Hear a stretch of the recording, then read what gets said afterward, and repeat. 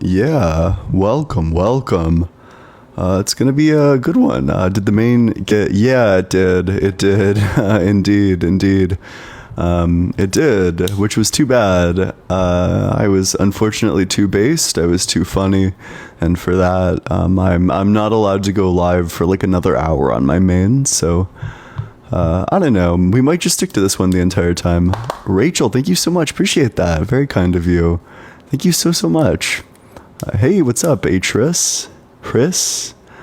Keep on double tapping on that screen though, sharing it with your friends, doing all that good stuff. And if you're in that guest request box, make sure that you're 18 or older, you believe in the God of the Bible, Torah, or Quran. If you don't do that, not going to talk to you, and that you have an argument which does not involve personal experience. And with that, we'll go. But yeah, make sure you're dropping a follow to this account. What's up, Beansy? How's it going? Yes, hi. I have a couple of arguments. Wait, I have a question. How old are you? 18. Yeah, and what religion? Christian. Okay, yeah, go for it. What are your arguments? Yeah, so you heard of the fine-tuning argument, correct? Yeah. Yeah, so essentially it's like a lot of like the formulas and stuff, it's so accurate to the razor's edge. And another thing to add is also like humans will have emotions, we have feelings, and these are not explainable by science, right? So I think that it has to come from like a creator, a higher power. Yeah, so there's two things here. So first, in terms of the fine-tuning argument, we can't make probabilistic claims about what the odds are that life emerges in our universe because we don't know what the odds are that the constants are anything other than what they are currently. Also, it's not as much of a razor's edge as you might think it is. It's most of these constants, if you look into it, it's like, okay, well, if it was like 50% greater or 50% less, then the universe would be completely different. Plus, if God can give a mind to anything, that means that the existence of life isn't actually proof of God, because God could have made life in literally any universe. So our specific constants can't be evidence for God. But in terms of like the emotion argument, I just have no idea why science can't explain this. There's good evolutionary reason why we would have emotions. Love helps us form long-term bonds. Dopamine helps us repeat behaviors. Oxytocin also helps us form like long-term bonds. There's just lots of uses for all of the feelings that we experience. I just think that there's probably a good evolutionary reason for all of it. Yeah, so what I meant by that is like the very ability to be able to think freely, right? So if we look at a lot of like chemical reactions and stuff, it's often very ordered, it's very controlled. But the fact that we can do whatever we want is something that cannot be explained by like sciences, right? How does feelings come about? What are emotions? These are things that science cannot explain. Absolutely, it can. Like how you explain the ability to think? Like how do you explain our ability to make rational decisions? Oh wait, are you talking about emotions, or are you talking about the ability to make rational decisions? Because science can explain either one of these, but it seems like we're doing a little switcheroo here. But we could first talk about the ability to make rational decisions, the ability to choose whatever we want to do. Oh, yeah, that just comes down to different weighing mechanisms and evaluative mechanisms in the brain that for any decision, your brain just evaluates and like what's going to happen or what it thinks is going to happen if you do the action versus like not do the action, or if like this thing happens versus if this thing doesn't happen. So it's capable of making rational decisions that way. There's literally a part of our brain that's dedicated to rational thinking and decision making. And it evolved via evolution because surprisingly, there's good reason why evolution would select for us to be able to do to do things like that, to be able to think in those ways. TR, thank you so much. Appreciate it. Why do you say that science can't explain it? That's a weird claim. No, because while we understand that we understand parts of the brain that are responsible for certain decision making, but we are still incapable of understanding how the process works. So all we know is that it's neurons, things like that creates like thought process, but there are still many unclear and very vague stuff that hasn't been explored fully. They're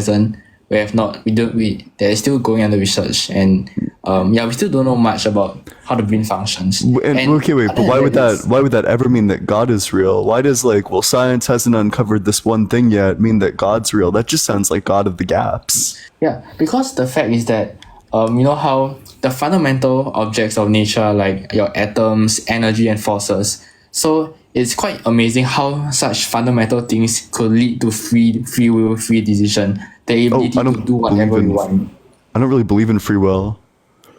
Oh, so no. Do you think you could do anything you want right now? Like, let's say you choose to.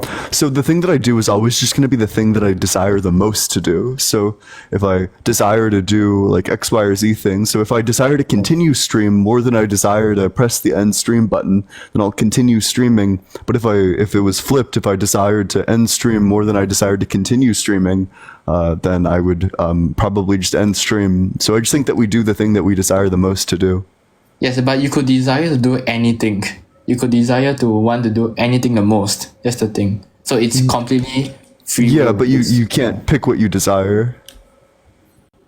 You can pick what you desire. Prove it. Wait, desire to cut a finger off right now.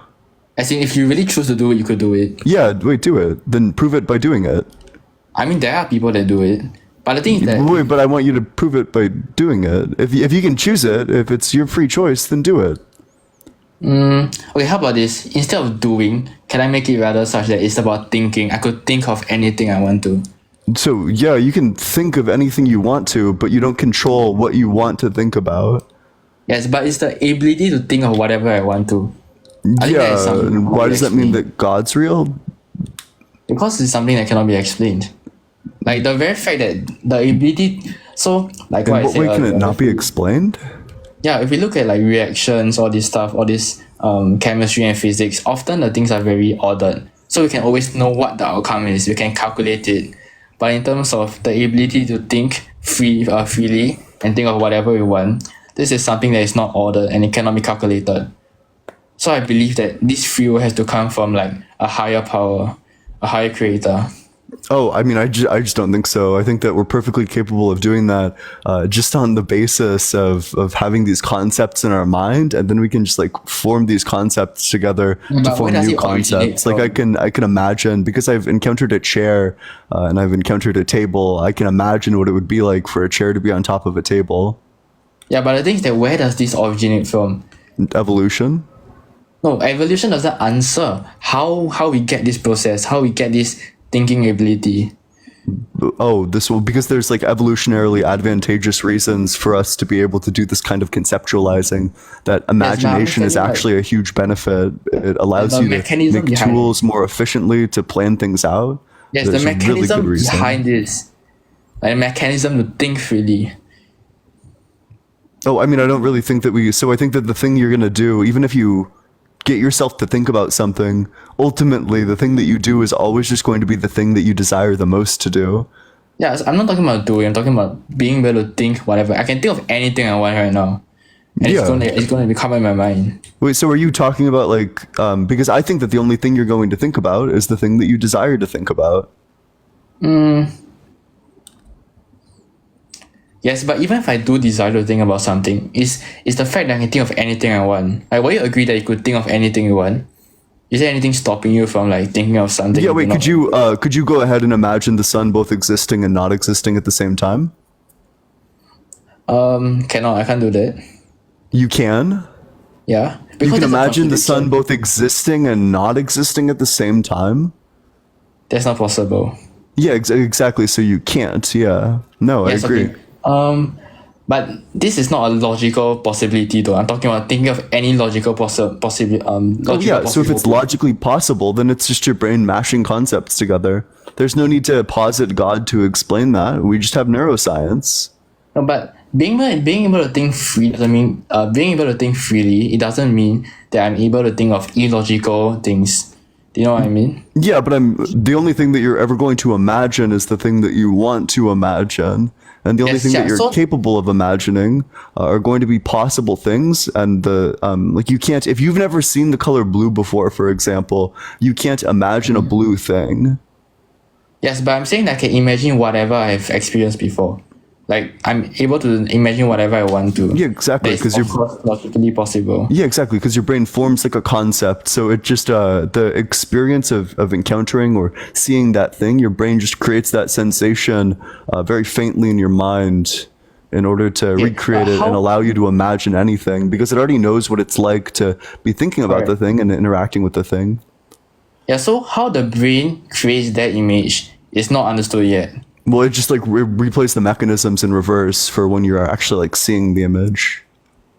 Yes, we say that, but we don't know. Scientists have not found out how it's operating. The I mechanism just told you behind how it. it's operating. They just the mechanism just functions in reverse. That when you imagine something, it's engaging all of the parts of your brain that are what does it involved mean when you're to engage actually the like parts of seeing the or brain? interacting with it. Like if you're imagining a chair, your brain is just like creating all of the mechanisms. It's just running all the mechanisms as when you're actually seeing what a do you mean by chair running the to create the mechanisms? sense that there's a chair. What does it mean to run the mechanisms? Sorry, what? What does it mean to run the mechanisms? Yeah, so there's like parts of our brain that are associated with like, I don't know, when you encounter a chair, when you like sit in a chair, like touch the chair, look at the chair, whatever, there's certain parts of your brain that get engaged. These parts of your brain also get engaged when you're just imagining a chair. Yeah, so like I said, we know that these parts of the brains get engaged, but we do not know how it works. How like how all the electrical stuff like connects together. We do not know how it works yet.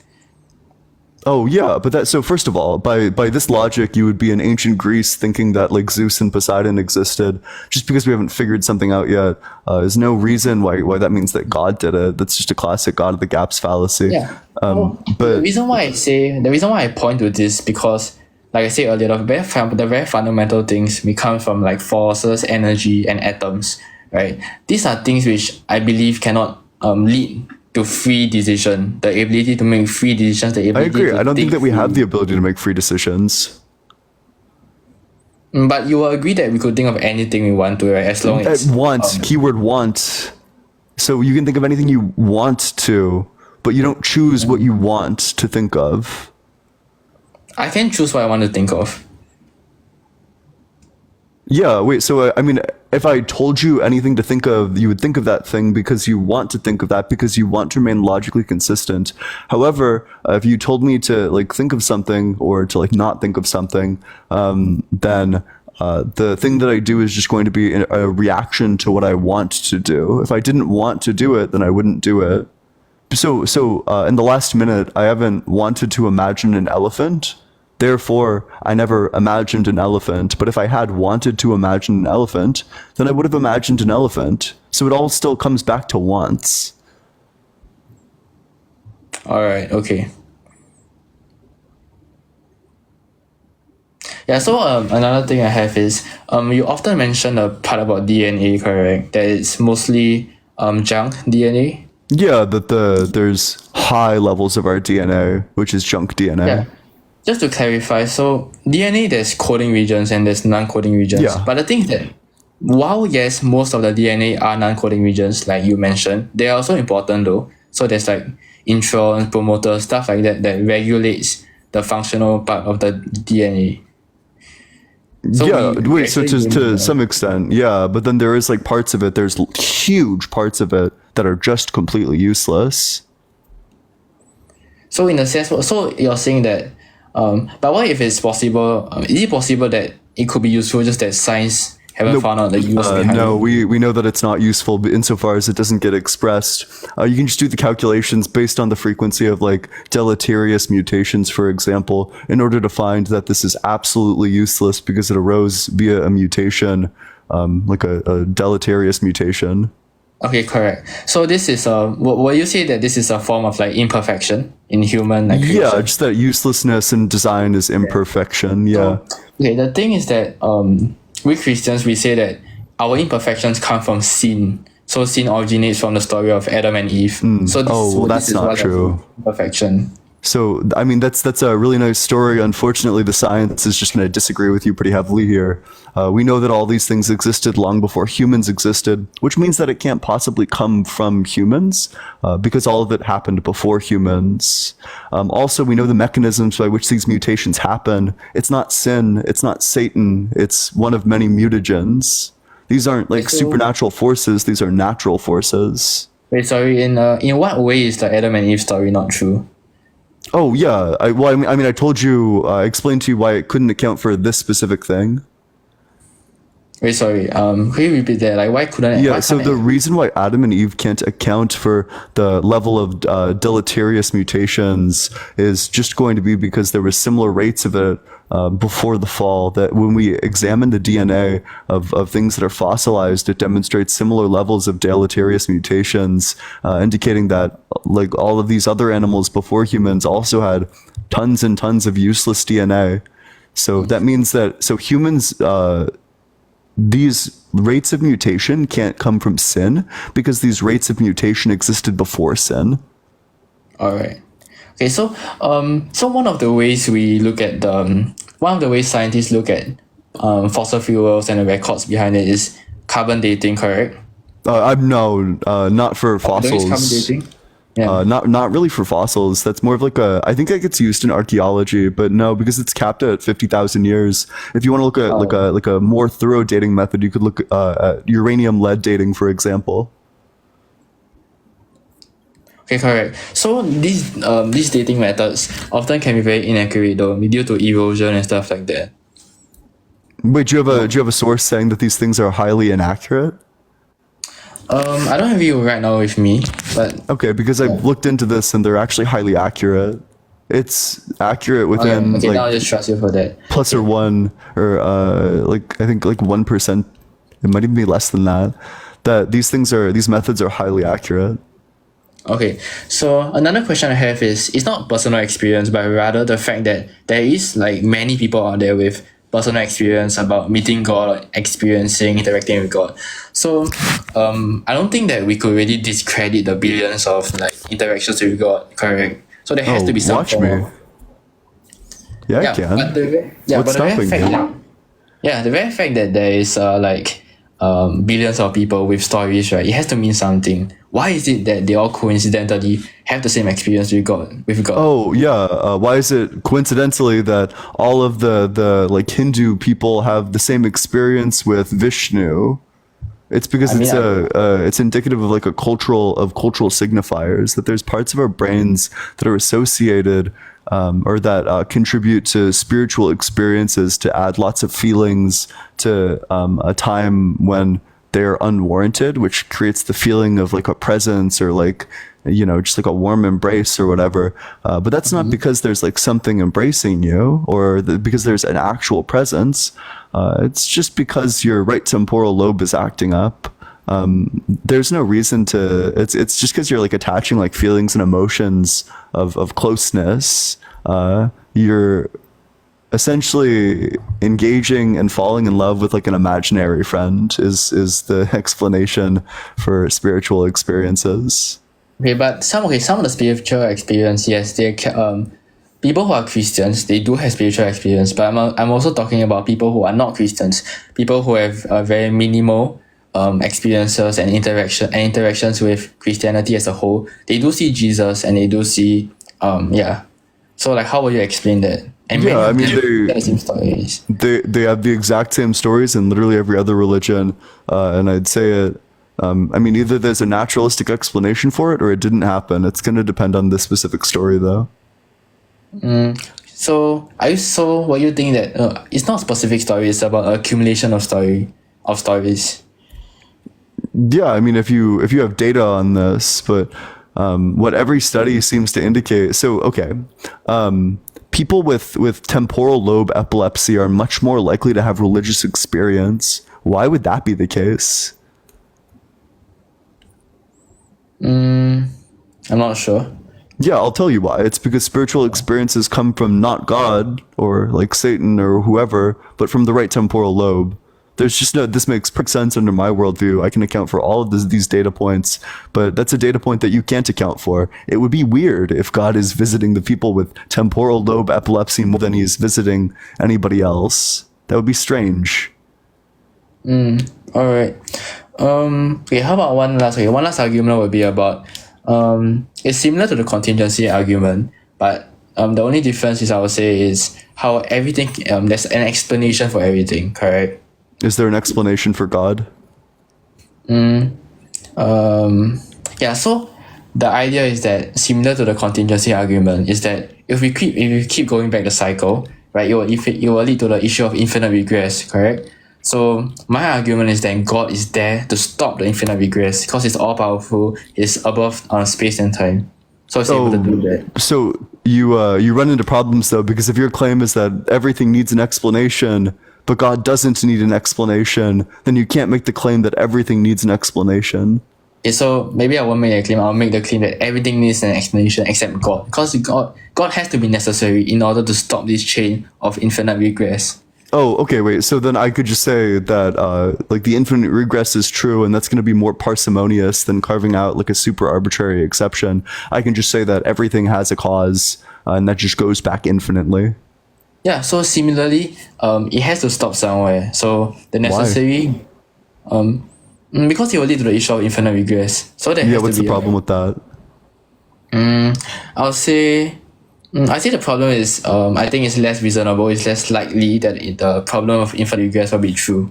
Yeah, so I'm asking you why that's the case. You're just restating your conclusion. You're saying that that leads to an infinite regress. I'm asking you why that's bad, and you're saying, well, that's just like implausible. I'm asking you why. What's the problem? I'm not saying implausible. I'm just saying that it could be true. It could very well be true, but I think that it's a lot less likely. Oh, and why? Why would I think that? I mean, just like intuitively, I guess. I disagree. In fact, I can just prove that time is eternal. So, do you agree that a beginning is a change of states? Can you like elaborate on that? Yeah, so when we have a beginning to something, it goes from the state where this thing doesn't exist to the state where the thing does exist.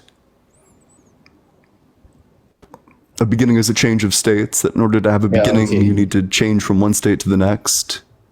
Okay, correct. Yeah, do you agree that a change of states requires a sequence of states? Yes. Yeah, and do you agree that a sequence of states is time? Sorry, what do you mean by sequence? So we have one state of the universe, or like reality's in one state, and then it is in another state, a different state. That in order to go from one state to a different state, that time needs to exist for this progression to occur. Okay, yes. Yeah, so then in order to have a beginning, time must exist, which means that time itself cannot have a beginning, because if time did have a beginning, then time would have already existed, because you need time to have beginnings. Okay, so I would say like okay,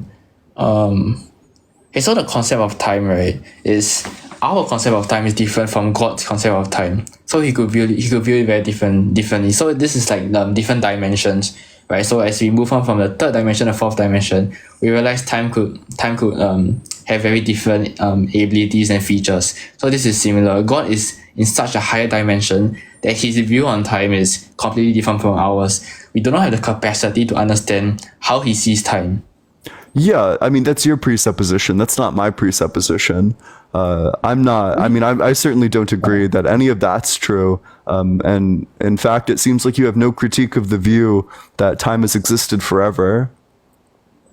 So in our universe, yes, when God created us, okay, I wouldn't say time exists forever because we didn't exist forever. What?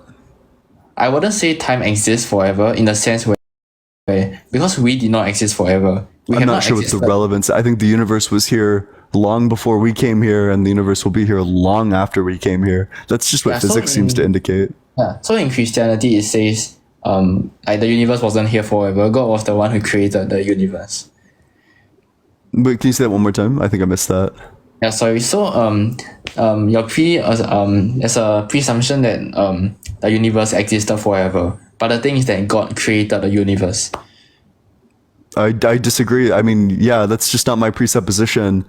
So I'm going to stick with the thing that's logical that you and I both agree to all the premises on, which is just that time has existed forever.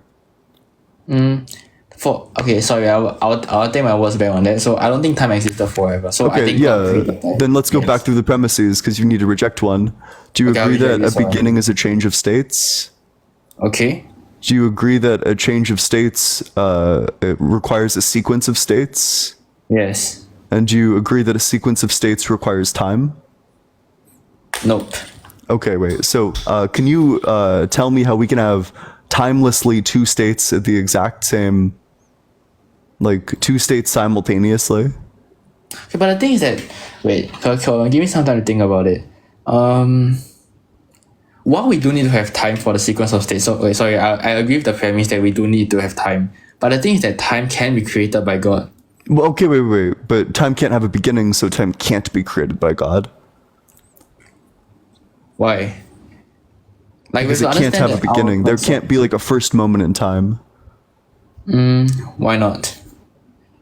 Because of the argument that I just gave, because time can't have a beginning, because in order to have beginnings, you need time to already exist, which means that time can't be created, because in order to create time, time would already need to exist, but if God hasn't yet created time, then time doesn't exist. Yeah, So but the you would thing need is that- time to both exist and not exist at the exact same time. Yeah, so I'm saying that our concept of time could be very vastly different from God's concept of time. I mean, that's nice, but that's your presupposition, not mine, so you still need to reject a premise. But I cling on to this idea though, because I do agree that God's omnipotent. So like his view, there's a lot of things we cannot understand because we don't have the capacity and the ability to understand it. And time is an example of it.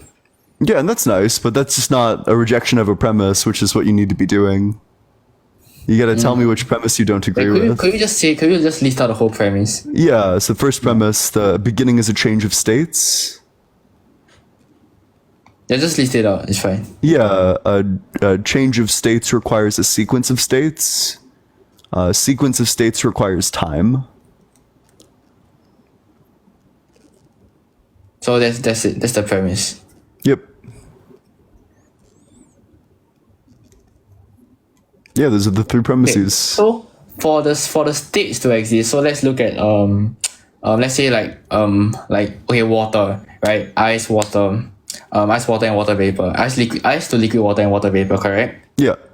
Okay, so for this sequence to occur, water first has to exist, correct? Yeah, sure.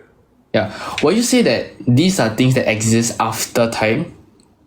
Which things? Like water, for example. Yeah, probably. Yeah. So things that have a sequence of change. Yeah. Because I actually think that time has always existed, so I'm just not really sure. Yeah, How if to time has really- always so but the thing is that water, like okay, so let's say we agree with your premise, right? Water have not always existed. But let's take the presumption that time has always existed here. Correct? Okay. So to have a sequence of changes, to have a sequence of state, the matter has to be there first, correct? So my argument is that time came before all this. So in order for all this sequence of changes and states to happen, time has to first exist, and time exists before all this happened. So time is the very first thing that was created. Oh, but time can't be created because it can't have a beginning. Yeah, but I'm saying that time was created because of God's power, and yeah. Okay, that's fine. So then God's illogical. Okay, so how so? Yeah, so I logically demonstrated how in order to have a beginning, you must have time, which means that time itself cannot have a beginning. If you agree to all the premises, then you logically also must agree that time cannot have a beginning. And if you agree to that, then that means that time cannot be created. So you would just need to say that God's illogical, essentially. Wait, could you repeat that? Yeah, so you agree with all the premises that says that time can't have a beginning, and No, then if you, I do not agree with that. I think I say that time can have a beginning. but you agree that a beginning requires time. Because a beginning is a change of states, change of states, I misunderstood that. So a beginning in the sense of our beginning, yes, our beginning requires time. But God's beginning, he has no beginning, so he does not need time. For us mortals, for us finite humans, yes, we do need time, right? But for God, he doesn't need time. But I'm telling you that God can't create time, that time cannot have a beginning. Yeah, but I do not agree with that premise. So you need to explain to me Okay, why wait, so the then you need premise to is reject one of the three premises. which is Yeah, okay, for like the fifth time. So, one, that a beginning is a change of states. yeah. So Two, okay, so like I said, I don't have to reject that. I could accept that without accepting that time needs a beginning. So because then the position that you'd be locked into is just that a beginning requires time. So do you agree that in order to have a beginning, you must have time? Yes, in a human sense, yes, for our universe, but not for God. What do you mean in a human sense? Yeah, because God is eternal. He has always existed. So and his concept of time is different. So to God, what's time? I do not know. Okay, then it just seems like this is super ad hoc. Like you're saying, well, I agree to all these premises, but this conclusion must surely be different from God's perspective. No, I agree with all the premise you said about the change of state. You just accept the one on time. That's it.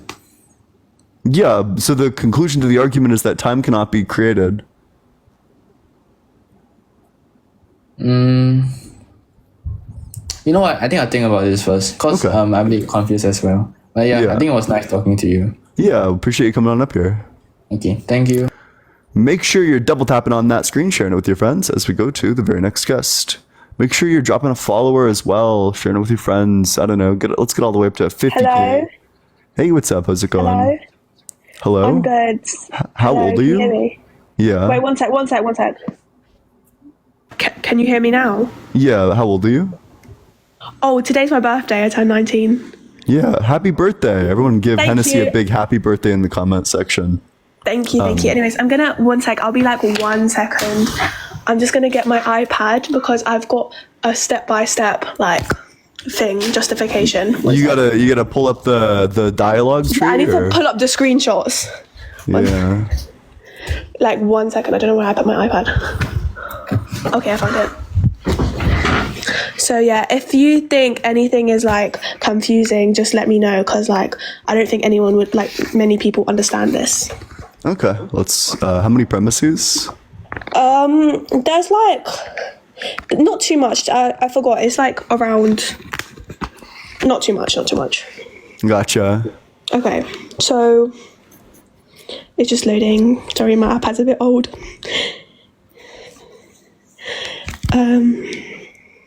Okay. Okay, wait, I got it. Oh yeah, I forgot to. Wait, sorry. Okay, I found it. Number 1, change is a real feature of the world. 2, but change is the actualization of a potential. 3, so the actualization of potential is a real feature of the world. 4, no potential can already be actualized unless something already actual actualizes it. Also known as the principle of causality. 5, so any change is caused by something already actual. 6, the occurrence of any change, C, presupposes something or substance S which changes. 7, the existence of S at any given moment itself presupposes the concurrent actualization of S's potential for existence. So any substance S has any moment some actualizer A of its existence. 9, A's own existence at the moment it actualizes S itself presupposes either A, the concurrent actualization of its own potential for existence of B, A's being purely actual. If A existence at the moment it actualizes S presupposes the concurrent actualization. Are you listening? Yeah, of course. Okay. Of its own potential of existence, then there is a regress of concurrent actualizers that is either infinite or terminates in a purely actual actualizer. 11. But such a regress of concurrent actualizers would constitute a hierarchical causal series, and such a series cannot regress infinitely. 12. So either A itself is a purely actual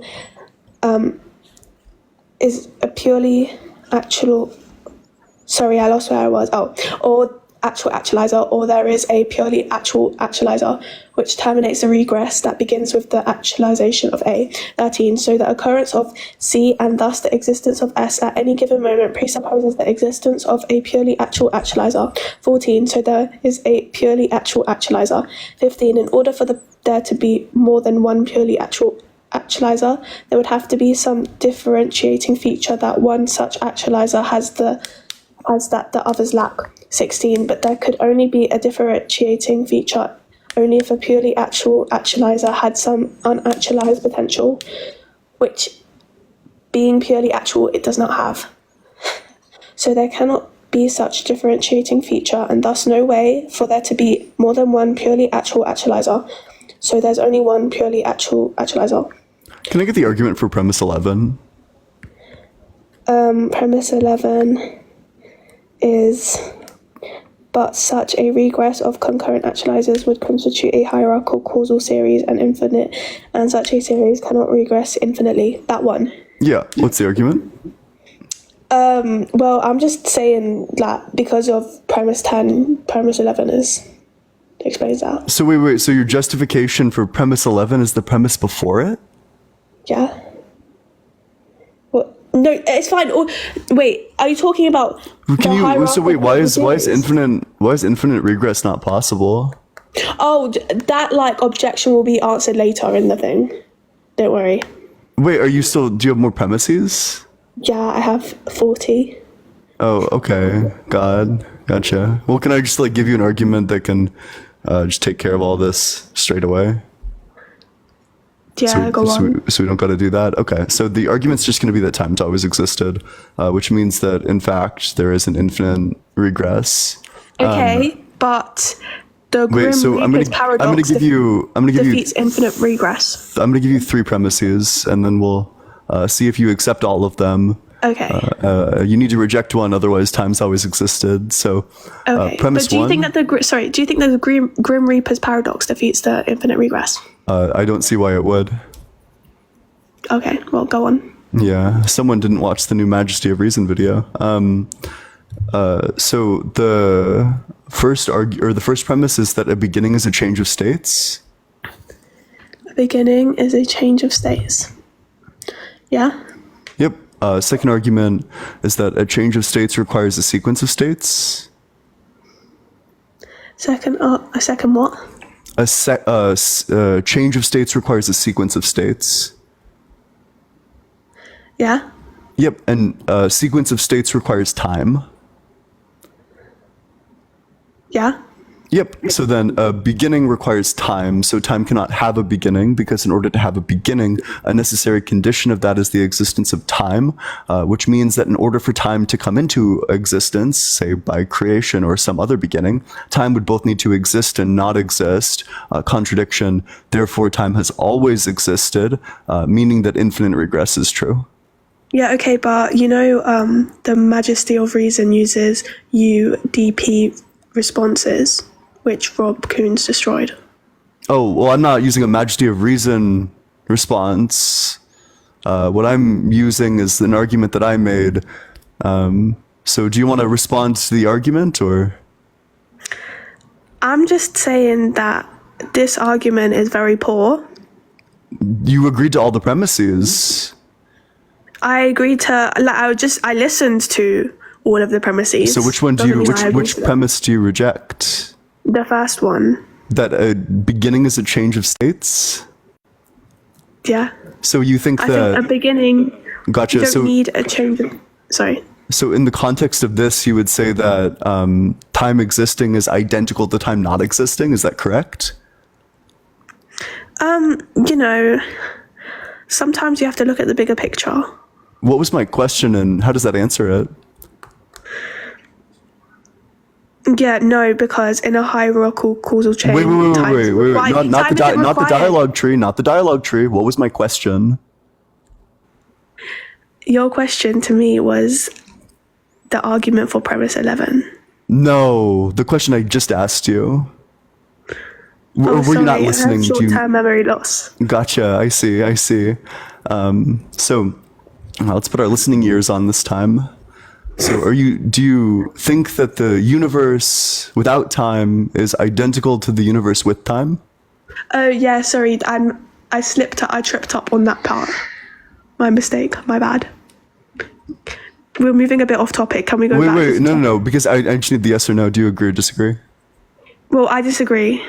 Yeah, so okay, wait. So you think that but is the universe identical if it has time as to the way it is if it doesn't have time? Well, whatever like floats your boat, I guess. I don't know what to tell you. Oh, perfect. Yeah, then you would just agree that in order to have a beginning, you must have time, which means that time cannot have a beginning, which means that infinite regress is true. So we don't need to Okay, listen to the well- next 40 premises because we just agreed together that infinite regress is true. So I reject premise 11. And you do too. You know that hierarchical stuff doesn't require time. I'm not sure. So I just don't know how that untears your argument in half insofar as you've agreed that in order to have a beginning, you need time. Okay, well, have a nice day. Bye, everyone. All right. Well, appreciate it. Damn. That was fun. Make sure you're double tapping on that screen, sharing it with your friends. Should I switch over to the main? Yeah. I mean, at least this person had premises. I gotta respect a motherfucker with premises, you know? You feel? You vibe, you know? You feel? Yeah. I'm probably gonna switch over to the main, but I'll see you all over there soon.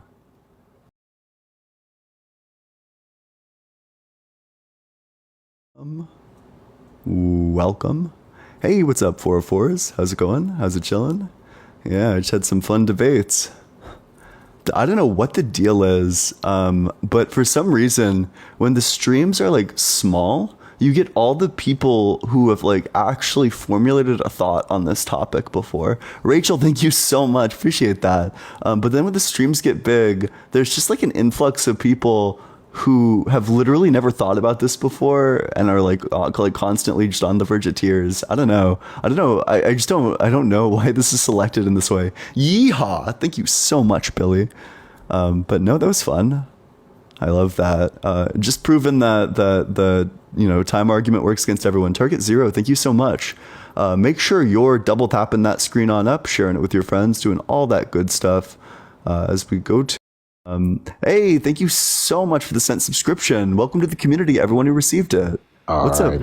Mr. Ion. All right, so before we begin, can you please, when you explain things, can you break it down into, simple terms? Because yeah, of course. I was just in your video chat live, the other one, and it was a lot of confusing stuff going on. But my belief on why God is real is simply because of all the paranormal activity that happens all around the world, all of the accounts the Vatican has, basically of possessions and hauntings and stuff like that.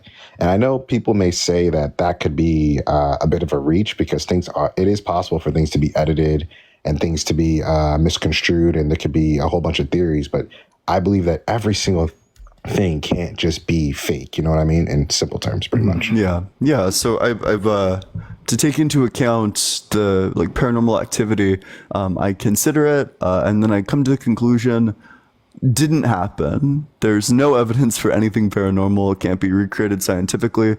If you dig into any paranormal thing deep enough, there's always a logical explanation for it.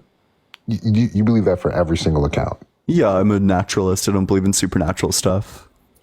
Oh. So that's just it, really? Well, if you have a particularly compelling account, you can run it if you want, but then I just need it would need to have enough information around it to actually dig into it and falsify it. Well, if it's unfalsifiable, okay, I'm not very compelled by it. How do you feel about all the witchcraft that happens in the Caribbean? I have no opinion on all the witchcraft that happens in the Caribbean. Well, okay. I guess that's more of what I'm trying to explain is that there's always a lot of superstition and people say there's a lot of witchcraft and a lot of different stuff that goes on.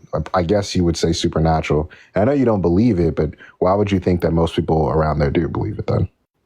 I have no idea. It seems probably pretty cultural. But do you believe that that's like that for all around the world? No, because there's different cultures all around the world. So some cultures value these spiritual beliefs at the center of their culture, whereas other cultures don't. They value other things. But why would every single body, not every single person, but every culture, almost all around the world, all have a similar point of view that there is something supernatural above them? Why would they have a similar view that there is something supernatural? Yeah. Oh, so I think that supernatural helps us cope with stuff, that when you outsource your figuring out the world to supernatural entities, it makes the world a lot easier to understand. This is what happened in ancient Greece, where, you know, they didn't understand stuff, so they were like, okay, well, let's just invent a bunch of like imaginary friends. So, you know, we don't understand what lightning is, so that's Zeus. We don't understand what tides are, so that's Poseidon. We don't understand what the sun is, that's Apollo. Instead of actually doing the work to figure out what these things are, it's a lot easier to just say, listen, it's the lightning fairy who throws lightning because he's disposed to throwing lightning and has the power to throw lightning. That's a much simpler, like, to understand explanation. That doesn't mean it's a true explanation, though. That's true. But with today's advancements in technology and knowledge, don't you believe that we don't, you know, I guess, go down that path anymore? Go down what path? The path of just simply just saying like, oh, it's just a fairy in the sky. Oh yeah, certainly, but that's only true of people who follow strictly to the scientific method. Lots of people still keep superstitions in their personal lives. Now, I think if you follow to the scientific method, you won't believe these things because they're not repeatable, they're not verifiable, they're not falsifiable. Skinsley, thank you so much. So, because I don't know, I feel like it's just so generalized when you say, like, you know, it's easy for people to, like, you know, just say that, oh, it's like this or it's like that, especially in today's society where people like you every day who go out and do the research and do put in the work. Because to come to, like, you know, I don't know, like, just to come to the like, how would you explain the Vatican and how they perform exorcisms? Like, how would you explain that? It's tradition. It's a culture. But it's like confirmation bias. Is there any evidence? I mean, there's no evidence that exorcisms do anything, insofar as there's no evidence that demons exist. So you would, if they asked you to join and go on one, would you believe it if you saw it? Maybe. Although I think that people would go quite a distance to act in a way that they think they're supposed to. So if they floated right in front of you, how would you feel about that? That would be super compelling evidence to me. I'd become a Christian immediately, but I would need to actually verify this. That makes sense. Well, if you ever do later on in life, I think maybe that might help. You know, I don't know, because I personally believe that, but I don't know if you ever want to in life, you know, try. I think they might have more proof than any of us, you know. Yeah, I'm gonna go on like an exorcism ride along. I mean, that's probably pretty scary, pretty bold, but I don't know. You never know. Yeah. Do you have anything else for me, or should I move on to the next guest? Nah, I was just about to close off. But yeah, thank you. Yeah, appreciate it. Yeah. Make sure you're double tapping on that screen. Let's get all the way up to 15K. If everybody left 20 likes right now, we'd already be there. Make sure you're dropping a follow. If you want to support the stream, the Venmo's allegedly -Ian, and the Cash App is just allegedly Ian. Both are in my bio. Appreciate any and all support. What's up, Isaac? How's it going? How's it going, man? So you don't believe God is real? Certainly not, no. And what makes you believe this, sir? Depends on the God. Are you a Christian? I believe in Jesus Christ. I'm a follower of him, and I believe in the Jesus of the Bible. Yeah, so the reason I don't believe in your God just comes down to the existence of all these like gratuitous natural evils around us. I don't think the existence of natural disasters are compatible with a good God who loves us. I don't think the existence of malaria is compatible with a good God who loves us. I don't think cancer, especially kids with cancer, is compatible with a good God who loves us. Right. So that all happened in the story from Adam and Eve. Do you know about Adam and Eve? None of that happened because of Adam and Eve. We can just go through one by one. Earthquakes existed before humans, which means they existed before Adam and Eve, which means they weren't caused by Adam and Eve. Cyber, thank you so much for the $6.66 on Venmo. W Cyber, W666. Hail Satan. I appreciate that, Cyber. We know that cancer existed before humans as well, because we have dinosaur bones with cancer. These came before humans, which means that humans can't cause that. We have a mosquito that's fossilized that has malaria in it 30 million years before humans, which means that the fall can't account for malaria either, because malaria existed before humans, which means that they can't account for it. Thank you so much for the nameless. Thanks so much for the auto renewal. Appreciate that. Okay. Yeah, man, I totally believe in the Bible, man. I actually didn't used to be a Christian at all. And I used to be a Christian, and then I was What just made like you. stop being a Christian? Oh, yeah, just like thinking about it logically made me stop being a Christian. Just your own thoughts? Yeah, someone presented me with like a really good argument, and I was like, shit, that's a really good argument. Okay. Yeah, I was basically, like you too. When I was a little kid, I believed at first. I used to pray before I go to sleep at night or whatever. Little kid, 5, 6 years old. And then, I fell off from it, stopped believing in it, just same ways as you, because of my mind and the thoughts and arguments of other people too, you know what I mean? Just like you. And then it came to a point in my life where I started doing things, living a life that wasn't the way Jesus intended me to live my life. I started smoking weed.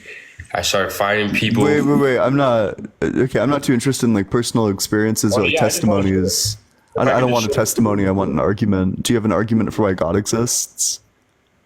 I mean, I can't make you believe Jesus is real. You don't need to, but you I could. would like to share with you my story. And I don't want to hear this story. Respectfully, with love in my heart, I'm just not interested in personal experiences. Well, Jesus loves you, bro, and he sees you, bro. Okay, that's nice. I mean, I wish he would send down people with arguments.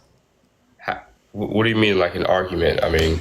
Yeah, so an argument is just a conclusion and a reason to think that that conclusion is true. So, for example, if I said, like, the sky is blue because I see it with my eyes and my eyes are generally reliable, which means that it's like I reliably know that the sky is blue.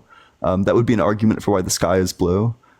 So just like a reason why God exists, like an argument for it, maybe like fine tuning, like the emergence of life is more likely under theism than it is under atheism, or like the kulam, that everything caused needs a first cause and that first cause is God. So like an argument of that sort would be cool. I could say the Bible says people perish for their lack of knowledge. So I think I believe he's real, and I know he's real because I've had an experience with him when I prayed to him when I was at my lowest. I'm so sorry. I'm just asking for not the experience, though. I want the argument that doesn't involve the experience. That's my argument, though. I'm just not interested in arguments of that sort. Okay.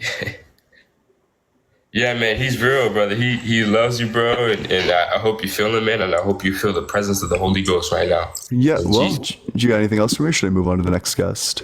That's you, brother. Hope you feel that love in Jesus' name. Appreciate it. Lil, thank you so much. If you're in that guest request box, make sure that you're 18 or older, that you believe in the God of the Bible, Torah, or Quran, and that you have a real argument which does not involve personal experience. Make sure you're dropping a follow, sharing it with your friends. Let's keep on double tapping. Let's get all the way up to, I don't know, call it 30K likes. If everybody left 10 likes right now, we would be there. So with that, we'll go to the very next guest. Thank you so much, Caden. Appreciate that. As we head on to the next one. What's up? How's it going? What's happening, Cap? Yeah, how old are you? Man, I'm about 50 years old, bro. Yeah, and what religion? Nah. Non-religion. Okay, well, I'm only looking to discuss with people who are Christian, Muslim, or Jewish, so if that's not you, sounds good, but I'm only really interested in talking to people who have like a well-defined religion. What's up, Jared? How's it going? Hey, good. How you doing today? Doing well. How old are you? I'm 26. Yeah, and what religion? I'm a Christian. Okay. So what's your strongest argument for the existence of God which does not involve personal experience? Intelligent design. Oh, well, that's going to be a problem because we're not intelligently designed. Our like 85% of our DNA, at least 85% of our DNA is completely useless. So explain, what do you mean by completely useless? Yeah, like it's a mutation that doesn't do anything. It doesn't get so typically our genes get expressed via proteins. These ones don't get expressed.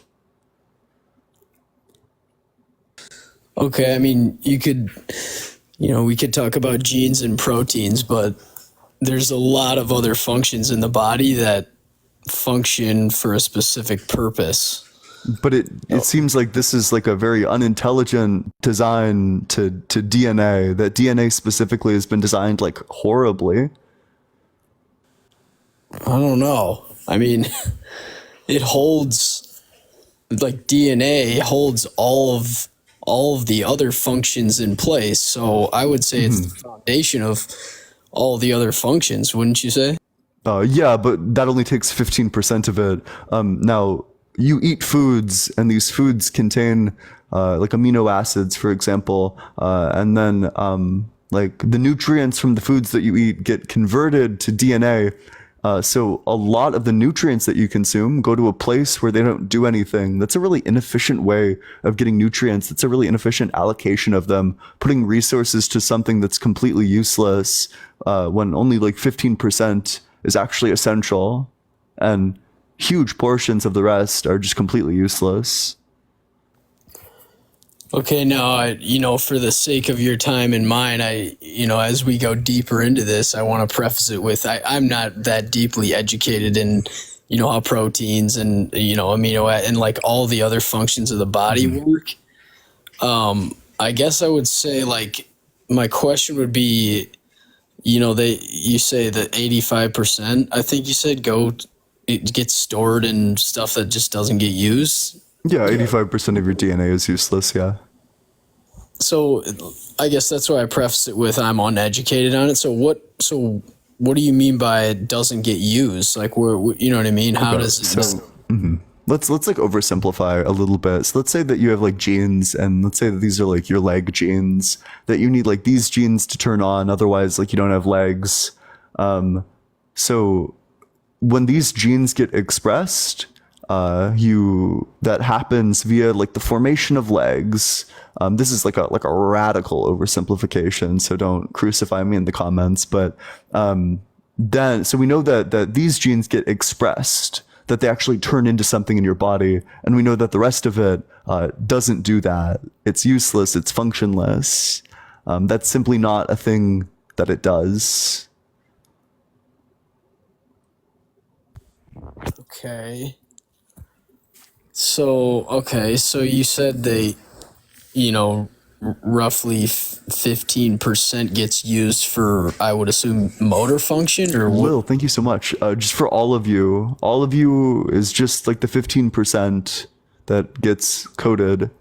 It's called coding versus non-coding. So all of it. Okay, so motor function. Yep. The flow of blood, like all of it from just 15%, and then the rest. So there's like a small part of the rest that does something, and then like the vast majority of it doesn't do anything. Because the way that the rest of it arises very often is by random genetic mutations, and very often these mutations just don't do anything, and sometimes they're even harmful. I mean, they either correspond with no function or like a lack of function. So it just seems like we're not very intelligently designed insofar as so much of our DNA is wholly useless. Yeah, I mean, I could see that. This is on a micro scale. I guess when you zoom out, though, we could have had this with less DNA, though. Sure. I mean, I guess I was going to say, even if it was 15% holding everything in just your body together, that 15% is holding every other person's body in the entire world, which makes up language, social structure, it makes up everything. You know what I mean? Yeah, totally. Yeah, but this is just, the problem is that there's useless parts. A perfect design does not have useless parts.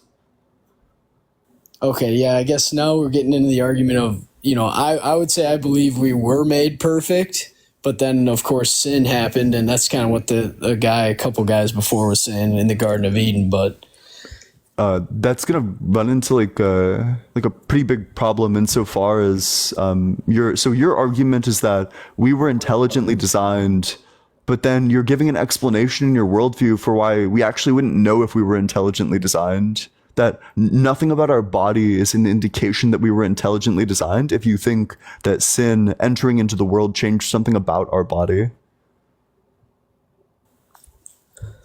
No, I guess I was thinking more in the terms of like, why there's evil and why bad things happen and why there is imperfection.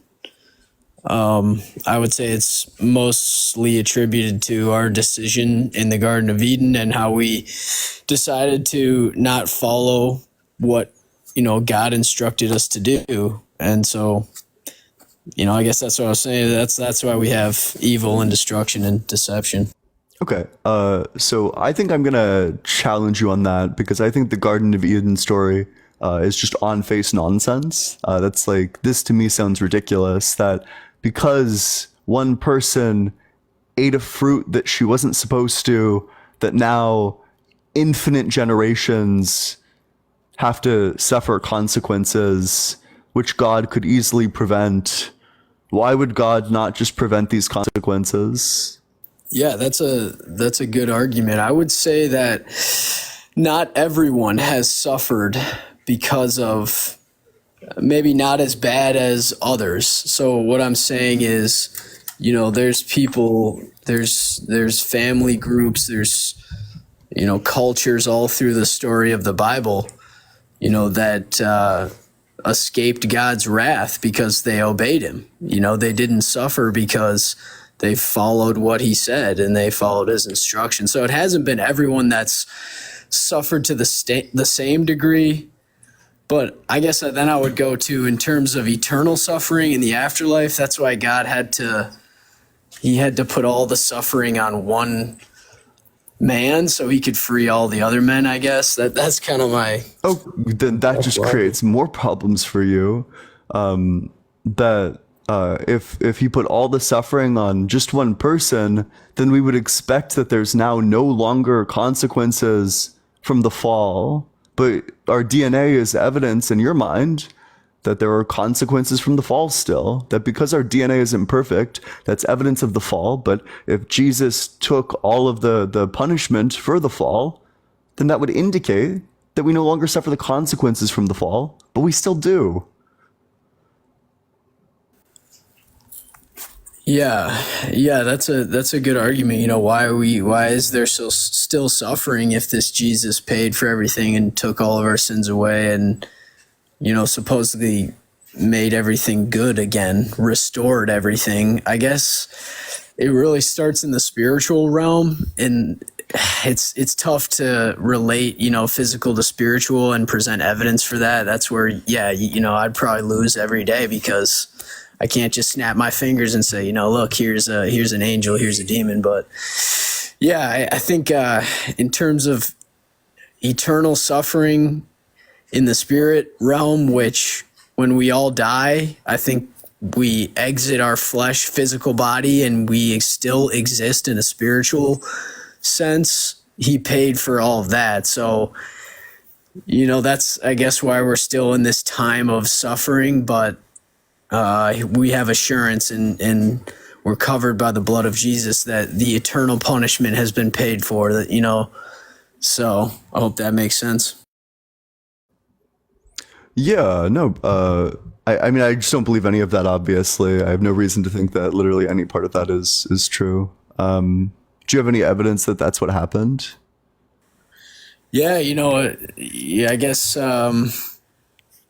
you kind of go through life. We all have, this individual experience. At the same time, we're all sharing it together in some way. So, yeah, it's kind of like little things happen over your life. I know you don't like to hear personal. Yeah, please spare me the personal experiences. But yeah, I guess it's kind of a knowing over time that the Creator, he does reveal to you. I just have faith that he doesn't. He, she, I don't know. It doesn't have. It's like it's got feminine and masculine traits. But yeah, the Creator reveals it to you because the Creator loves you, and yeah, that's my evidence. I guess I can't present anything, like I said, right here on the live. Or Yeah, well, I appreciate you coming on up then, unless you have anything else. Yep. No, that's all. I appreciate you. You have a good rest of your day. Yeah, you as well. I think my Cash App's having issues. Give me like just 30 seconds or something.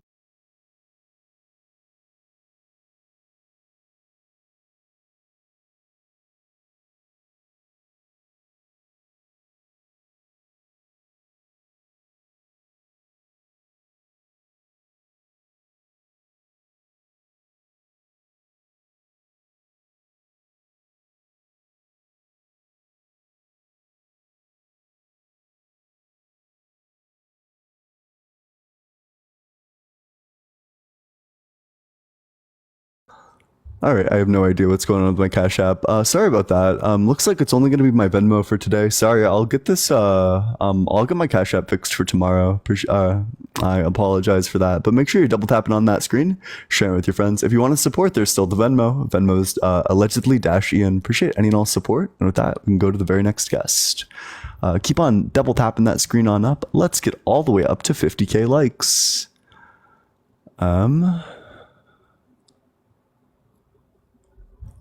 Share it with your friends. Drop a comment as well. I'm a bit spacey today. I didn't get enough sleep last night, but nevertheless. Hello, Hey, what's up? How old are you? I'm 14. You got to be 18 or older. If you're in that guest request box, make sure that you're 18 or older, that you believe in the God of the Bible, Torah, or Quran, and that you have an argument which does not involve personal experience. Hey, what's up? How's it going?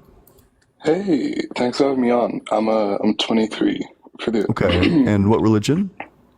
I'm a Muslim. Okay. So what's your strongest argument for the existence of God which does not involve personal experience?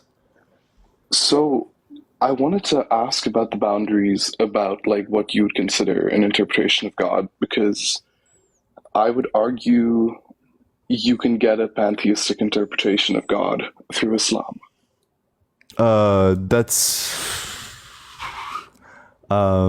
That's fine. I'm just not really interested. I'm not super interested in pantheism. It's not a very interesting claim, and it's also just like a less preferable worldview than just saying like, well, there's just the natural stuff, than to say, well, there's the natural stuff plus it has a mind.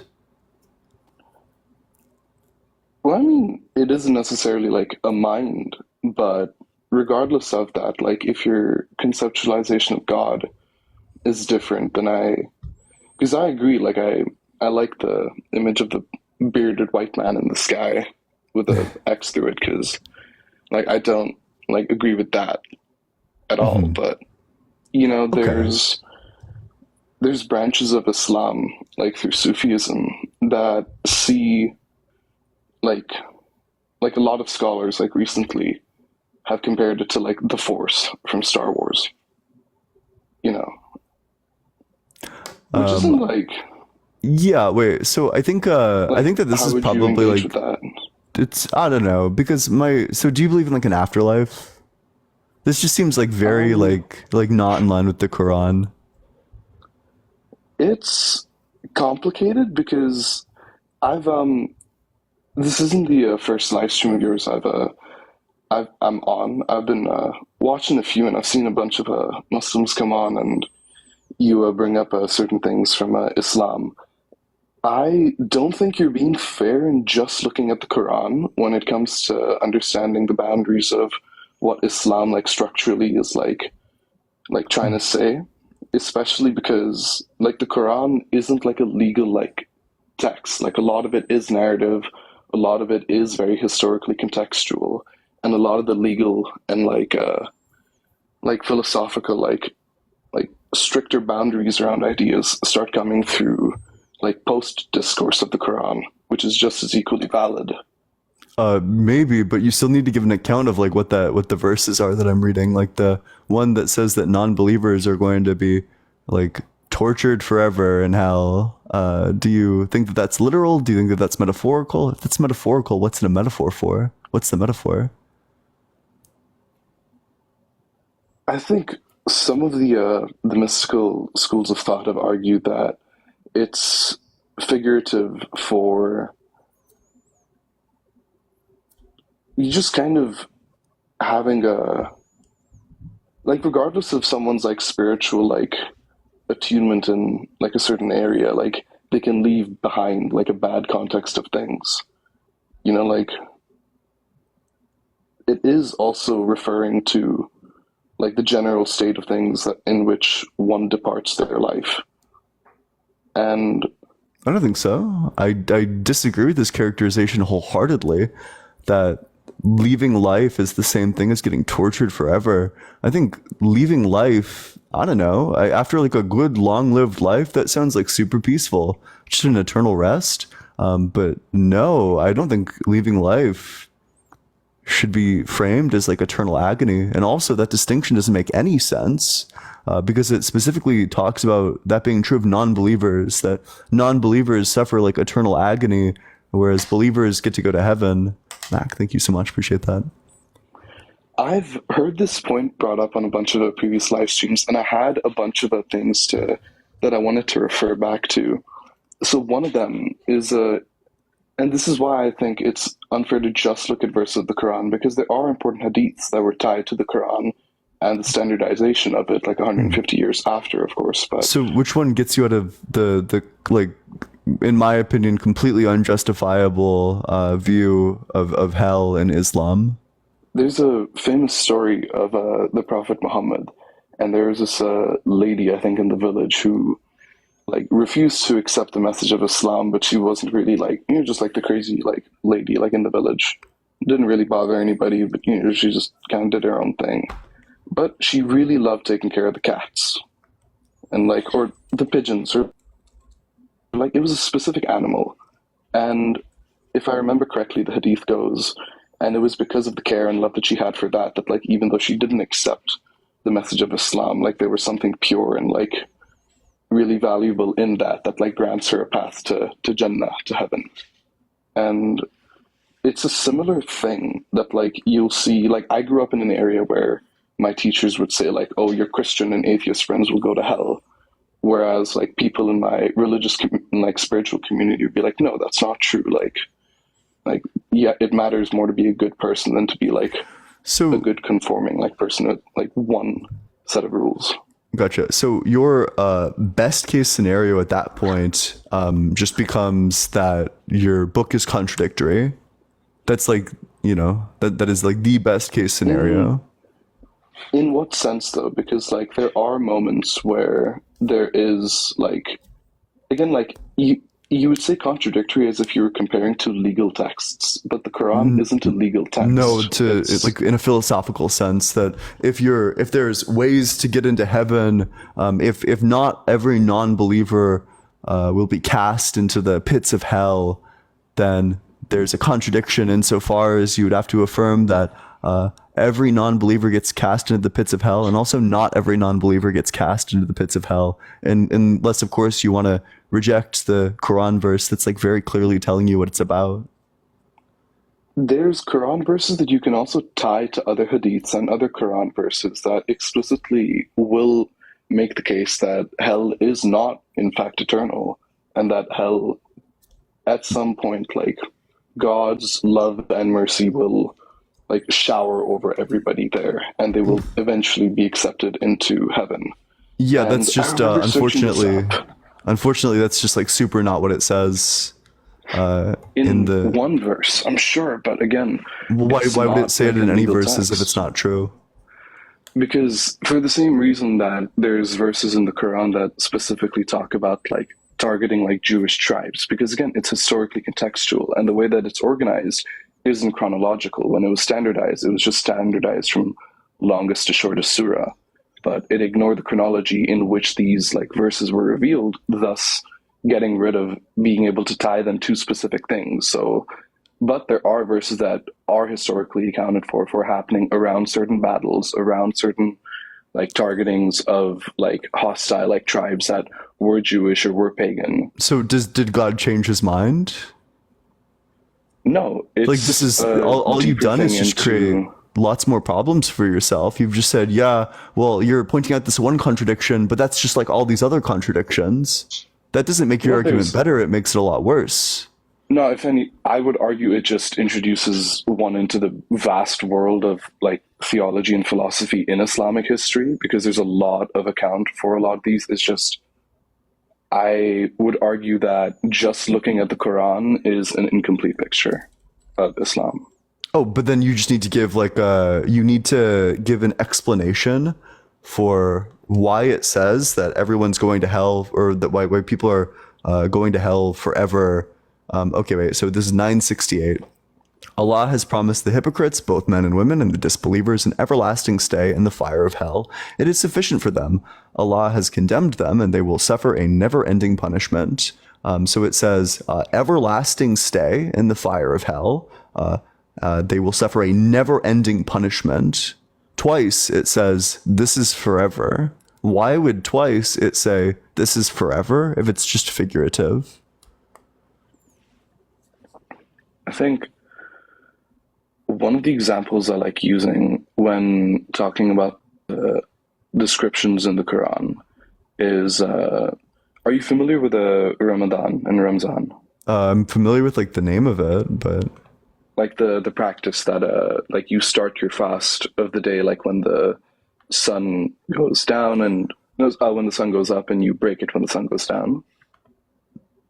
sure. Wait. So, and I just want to be clear. This is explaining to the because this is going to tell me what the deal is and why there's like all these inconsistencies. Why like this explains this specific inconsistency, or is this just like explains I would argue a deeper thing behind it. I'm trying to use an analogy, if that's okay. I don't want an analogy. I want an explanation. Why would it say twice hell forever, torture forever, if it doesn't mean hell forever, torture forever? For the same reasons that it's contending with, like, for the same reasons it's being explicit with, like, idolatry and, like, paganism, because historically and contextually, those were ideas of hell that, like, would make sense to preach. Like, that's just... Why would those make sense to preach? Because they follow from the Abrahamic tradition that in its preachings, Islam argues, like, had been corrupted by the works of man. Gotcha. Wait, but that's not actually the case. So in this book handed down from God, there is this falsehood in it that's meant to make it more palatable. Which, the falsehood about hell? Yeah. So because if there's a falsehood in the Quran, then that creates a whole host of issues. Because if it's not a falsehood, then it's a truth. So you would have to affirm that it's true, that there's torture forever. Look, you can look at it from different angles. So if you're looking at it from the angle of, like, is this telling me, is there an afterlife or not? Yes, that you can look at it in... Why would it say tortured forever? But in the practical life of the Muslim, and in the practical interpretation of your everyday Muslim, I just don't know why it would say tortured forever if it doesn't mean tortured forever. Not really regarded as such. It's just, you envision that as, those descriptions are meant to serve as, like, warning signs functionally in terms of what the belief does. What do you mean? It's not a warning sign. Again, it's they're like, contextual because they're being passed down from a long line of previously, like, paganistic and Abrahamic faiths. And for the same reason, the analogy I wanted to make with fasting in Ramzan is that the rule was you start your fast when the sun goes up and you break it when the sun goes down. But, you know, that wouldn't be the rule if Islam was revealed in, like, Scandinavia or Antarctica. You know, like, in Islam, metaphysically, it's generally accepted that the actions of God, or the message as it was passed down through the Prophet Muhammad, are able to be taking account into, like, God, or the message can pass through, like, one particular, like, contextual moment and understand its context. Well, it just sounds, so if the Quran contains falsehoods, then God's a liar. It's like this. I mean, you're essentially just giving me a long-winded explanation for why the Quran contains a falsehood. I just don't think that that's like particularly compelling.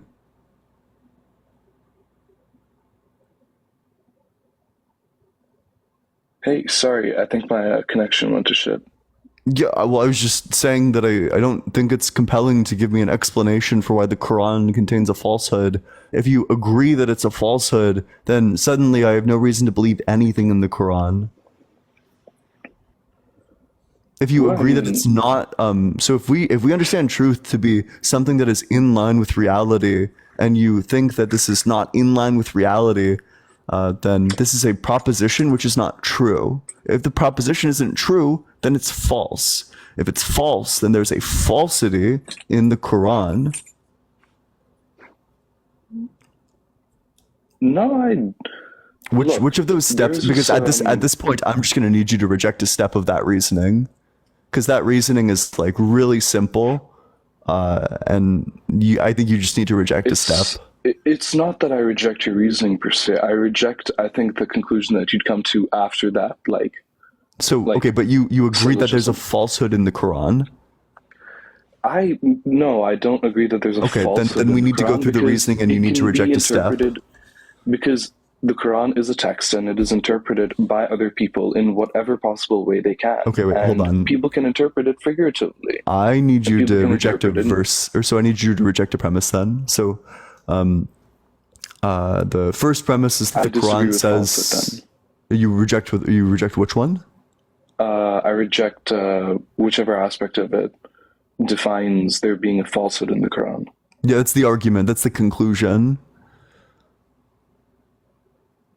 Okay, yeah, I disagree with that then.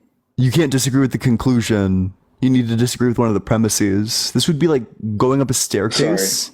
Sorry. My bad.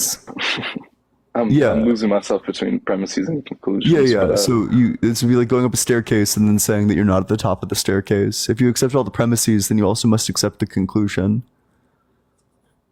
The premises that there's a falsehood in the Quran pertain to. Yep. So So descriptions of the afterlife. Oh, okay. So let's just keep it simple. So do you agree that a truth is going to be something that's in line with reality?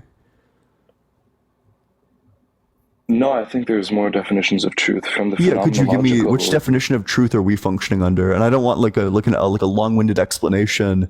Please don't give me a long-winded explanation. Sure. I want a definition. The Heideggerian or the phenomenological, I think definition. I think is. What's that definition? A truth is a discovery of an event. A truth is a discovery of an event. Sorry, event in which discovery of knowledge is made. Truth is an event in which discovery. So I'm talking about truth as truth in terms of like in the sense of like a like a property of a proposition. Even in the phenomenological sense, any observation you make, I think, fits within that. Yeah, but I need a definition for the. So we call certain statements true and other statements false. When we say the words true, when I say the sky is blue is true, what do I mean by true? You're referring to your ability to observe something in reality. I get that, but I'm arguing from a phenomenological perspective here, which is like, again, takes account for that, but then I think is looking at things analytically on a different level. Okay, because it seems like we're talking about two different things. So let's just do the word true. What does the word true mean?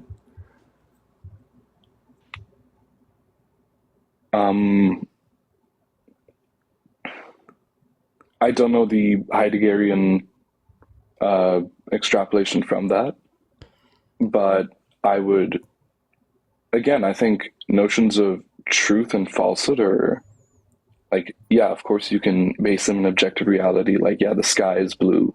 My deodorant stick is red. I get that. But on a deeper phenomenological, philosophical level, I don't think it's fair to make these broad generalizations and definitions like that. So are you going to provide a definition for truth, or should I provide one? Phenomenological one. So I'm sorry, just for true, actually. For true, Okay, if truth is the event, an event in which discovery of knowledge is made, true would be an attribute of that particular knowledge in that event. And does the discovery need to be in line with reality or out of line with reality? I mean, if someone who's hallucinating is seeing things, that's in line with their reality. Again, like it's. But is it true? Like an observation, like on their account, could be true for them and false for others.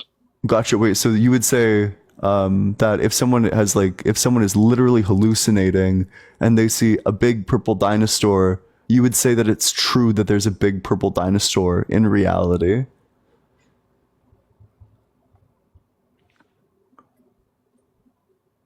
I would say there's an incongruency in which realities are being experienced by two people. But is it true? For one person, yes. For another, no. So the person that's seeing the big purple dinosaur is very real for them. But in actuality, it's not real. Seems to just be the consensus that when someone's hallucinating, I bet like the definition of hallucination probably contains something about like illusion or falsity.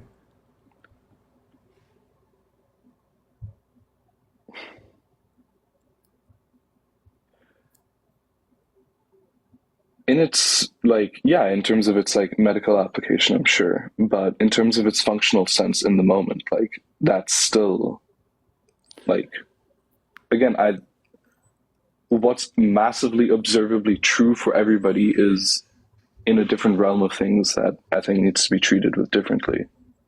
I agree with you, the sky is blue. I don't have any problem with agreeing to generally true statements.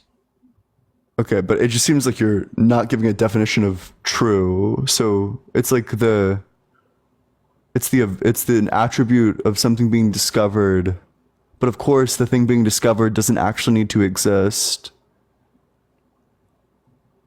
No, and not in phenomenological spatiality. You don't need things to be tangible for them to exist. So could you give me a definition of false? I think it'd be a very similar definition to something along the definition of true. It would just be an attribute of an event that's discovered. Attribute of attribute of an event that's not discovered, or like what would? No, I think it would be the same functional definition of true. Gotcha. So the definition of true is identical to the definition of false. In the phenomenological sense, yes. I think that this is like this is a whole is like a critique of all like continental philosophy that's ever been written, because that's just nonsense. In terms of the linguistic applicability of those terms, and from a phenomenological perspective, true and false are values that you assign to like events that you discover. Is it true that God exists?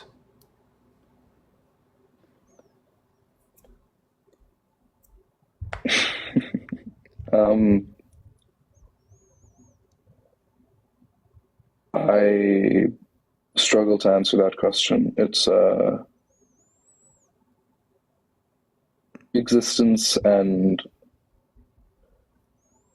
I think it's important to define our terms here, because you're introducing existence, and I want to function on the same level as you. Yeah, existence, something, the property of being in reality. Okay, and reality. Just massively observable by people. That's your definition of reality, then? I can get like a definition of reality if you really want one.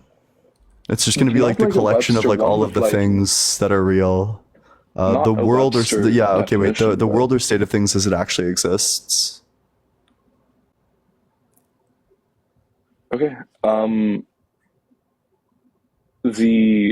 As I came initially on, I would argue that there's a pantheistic interpretation of Islam that argues that yes, the existence of God is inherently tied to existence in and of itself. But you can't even give me a definition. So is it true that God exists?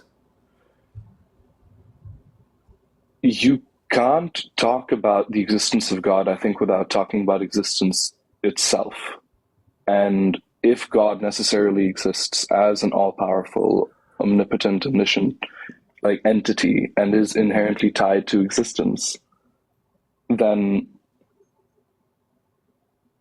the deeper question isn't about the existence of God, it's about existence itself. I just need a yes or no. Is it true that God exists? Otherwise, this just doesn't mean anything.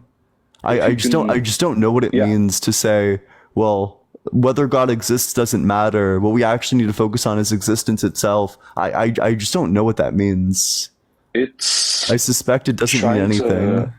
It's trying to argue that the existence of God is tied to the argument for existence itself. Like, if God exists, it is existence. This just sounds like nonsense. Why is that true? It would go back to, I guess, the reliability and the testimony and the messages through the Quran, and then the subsequent, I think, writings and philosophical teachings. So, but why is it true that if God exists, then he's existence itself?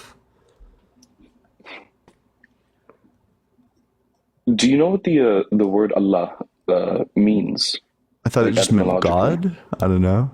No, it's it can be broken down deeper. It's like al is Arabic for just the, like the, and then lul is in Arabic it has like a little W on top, which is like a double like emphasis on the, like the one and only, and then la is breath. That's a really cool story. What question did I ask you?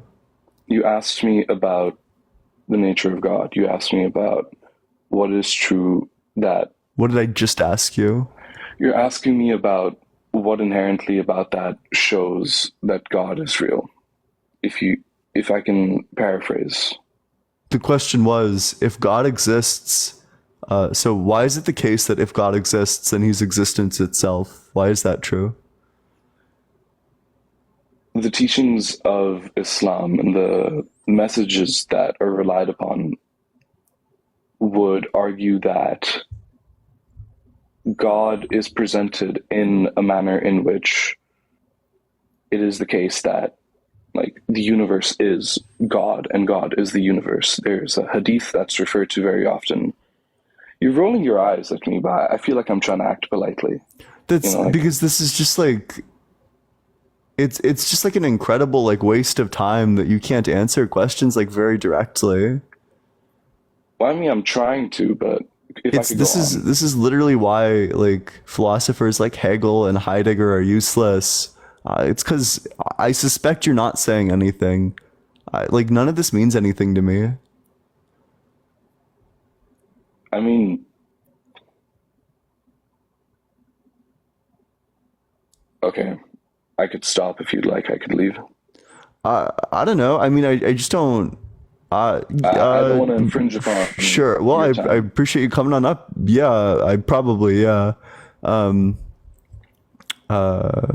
but make sure you're double tapping on that screen, sharing it with your friends, doing all that good stuff to get in front of as many people as we can.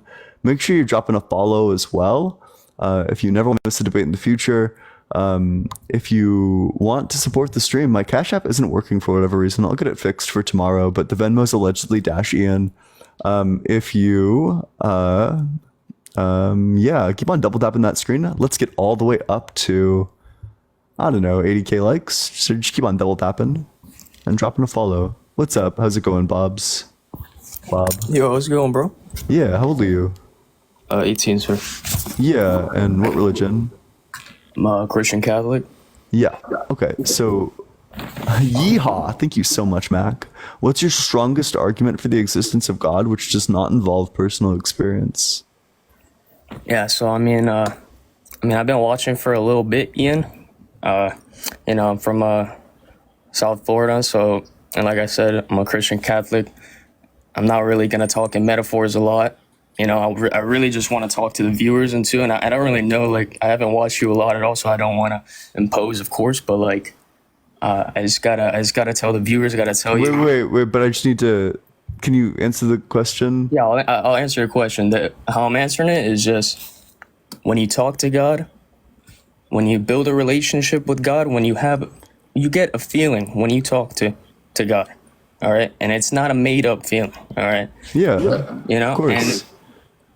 And that feeling alone, my friend, is that is reality, right? You're talking about reality, talking metaphors, all that.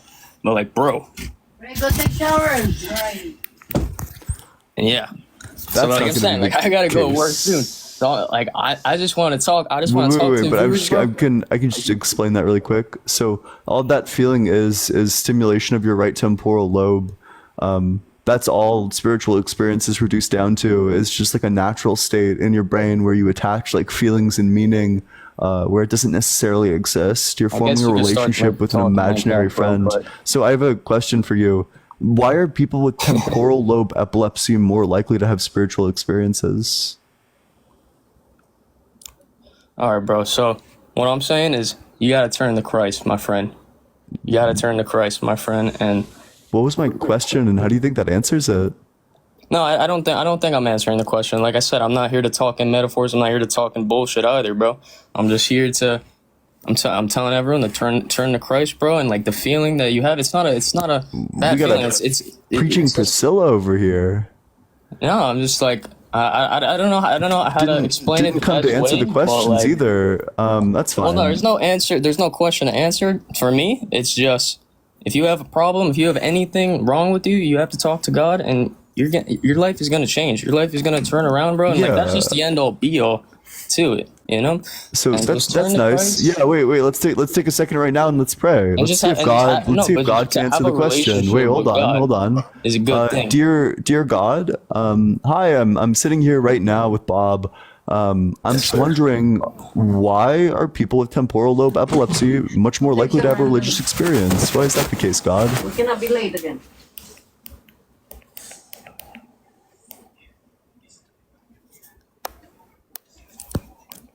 Nothing. We got no response. We reached out to him, and there's nothing happened. No, nothing's supposed to happen. Gotcha. So then, what you said earlier is like, the way we get these questions answered is by praying. That wasn't true. There is no answer to the question. No, I don't understand what you're saying. Nothing is going to happen like that we see. Like, yeah, nothing is going to happen, like, my friend. But like, so then I just want to be clear. This is a question that you just don't have an answer to at all. Having that relationship with God is the most important thing. But like, just the fact that you don't think that way is just. It's disappointing, It's really disappointing. Hey, I mean, I don't think you want to talk about disappointing. You're the one who's going to be late again. But also, I'm just not sure what's disappointing about it. Right. Cannot be late.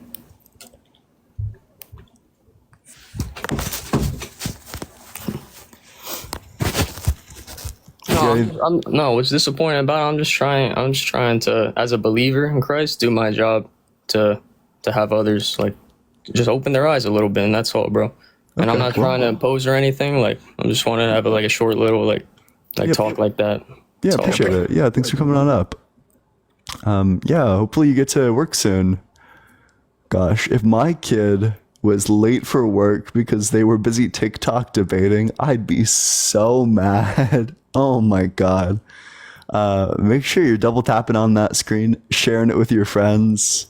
If you want to support the stream, the Venmo is allegedly -Ian. And if you're in that guest request box, make sure that you're 18 or older, that you believe in the God of the Bible, Torah, or Quran, and that you have an argument which does not involve personal experience. But again, let's get all the way up to, thank you so much for those. Let's get all the way up to 100K likes. We can do it. I believe in us. We got this. I believe in us. We can do it. In parentheses, I believe in us. Ginger, thank you so much. Appreciate that.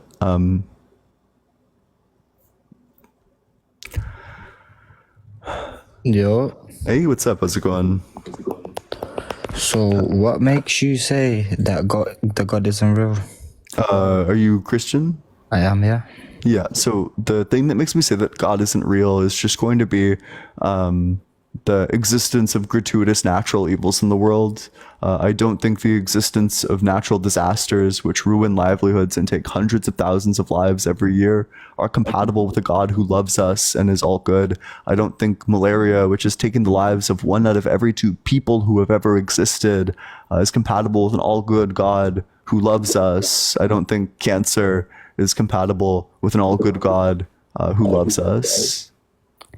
Okay, let me explain it to you, bro. Let me educate you. Yep, tell me about the fall. Let's do it. God, he doesn't protect us by he doesn't control what's happening here. We have free will. Do you know what free will is? Yeah, wait, so whose free will is responsible for like a kid getting cancer? Right. That's something that has to happen. There has to be balance on earth. But why do kids have to be unalived by cancer? Because that's just balance. That's how life works. Wait, so are you saying that we have that exactly the right number of kids are unalived by cancer? That it's that no more, no less, that the number of kids who are unalived by cancer right this second is just like the perfect number? Is that correct? That's not what I'm saying at all. Oh, okay, but I thought it was balanced because balance requires like precision. Okay. I'm saying that cancer, okay, for example, we've got cancer, right? On the other hand, we've got something that's good. That's balance. I don't mean that, kids are unaliving themselves, stuff like that. That's balance. No. Balance is us having, obviously, cancer and then having something good that is the opposite of cancer. Do you know what I mean? This is balance. So would it be balanced if we have 1 less case of cancer? No, that's just not what I'm saying. But I'm asking you, would it still be balanced if we had cancer but just 1 less case? Of course. And would it be balanced if we had cancer but 10 less cases? Of course. Would it be balanced if we had cancer but 100 less cases? Of course. Would it be balanced if we had cancer but half of the cases were gone? Of course. Okay. So why doesn't God cure half of the people with cancer if it's unnecessary? Cyber, thank you so much for the $10 on Venmo. W Cyber in the comment section. I appreciate that. Because God doesn't do that. God doesn't heal people because we have free will and we are put on this planet. This right now we're living. This is a test. Okay, whatever we're doing right now, this is a test for the afterlife. So the afterlife is an eternity of good. Yeah, because we can all get forgiveness from God and go to heaven, right? Wait, so when a kid is unalived by cancer, did they pass the test? Why are you always talking about cancer? Because because there's like stuff related to the fall that I like about it. Just because cancer existed before humans and because it's natural, it's gratuitous, there's like a world without cancer would objectively be better. Right, that's what I'm talking about. That's balance.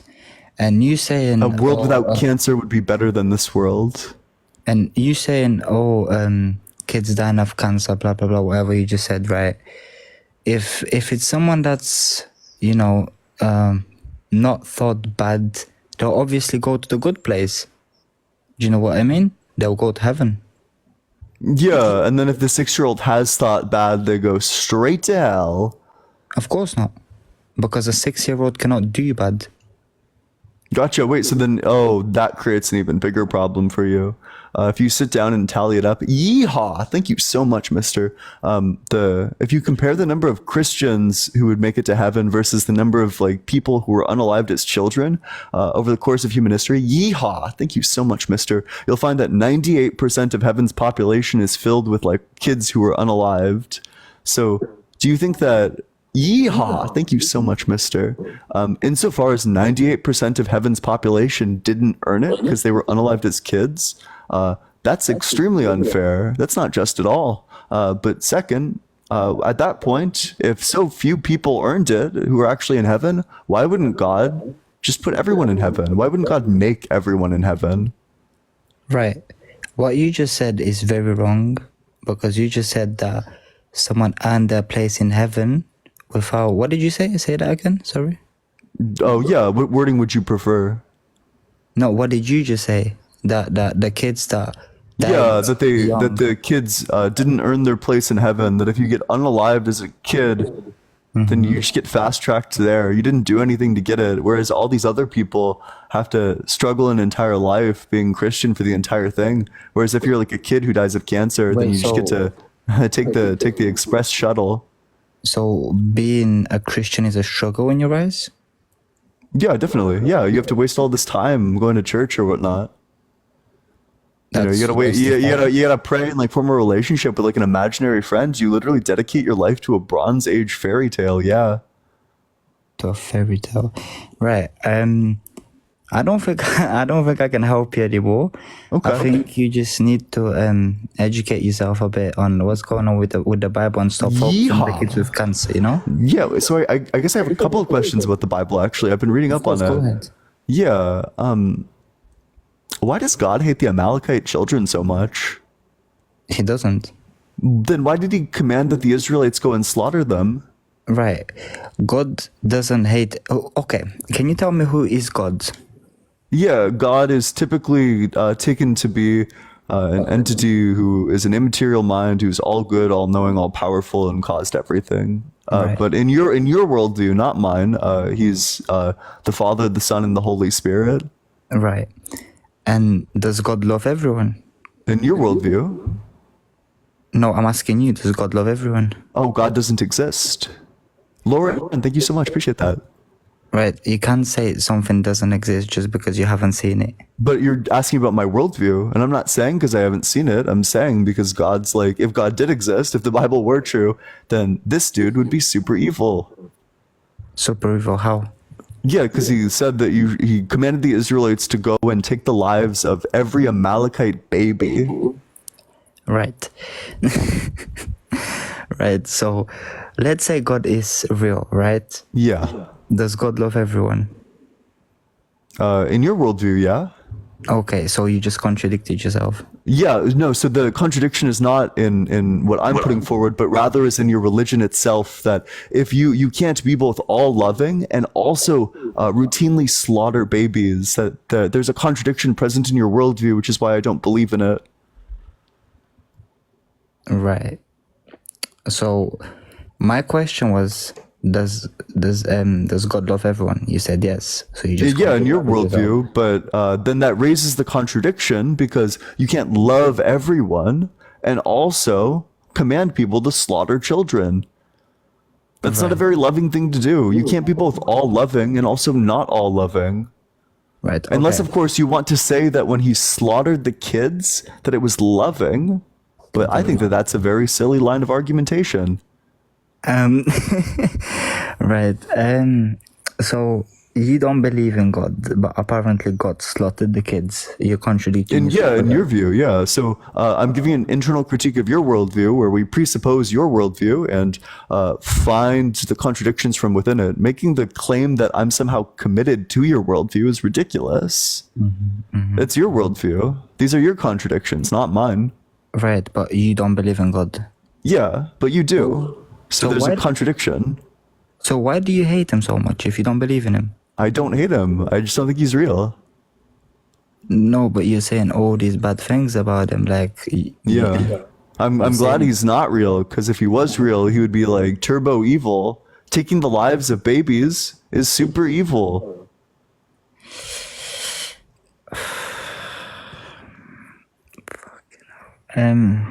Okay, I think I'll go now. Oh, okay. Yeah, you have a good day, and may God be with you, bro. All right, appreciate it. Thanks so much. Take care, bro. Yep. Make sure you're double tapping on that screen, sharing it with your friends. If you want to support the stream, the Venmo's allegedly -Ian. Cash App is just allegedly Ian. Cash App doesn't work also, so you need to Venmo if you want to support. But if you're in that guest request box, make sure that you're 18 or older, that you believe in the God of the Bible, Torah, or Quran, and that you have an argument which does not involve personal experience. And with that, we'll go to the next guest. But if you're 18 or older, you want to join the community, there's a link to the Discord in my bio.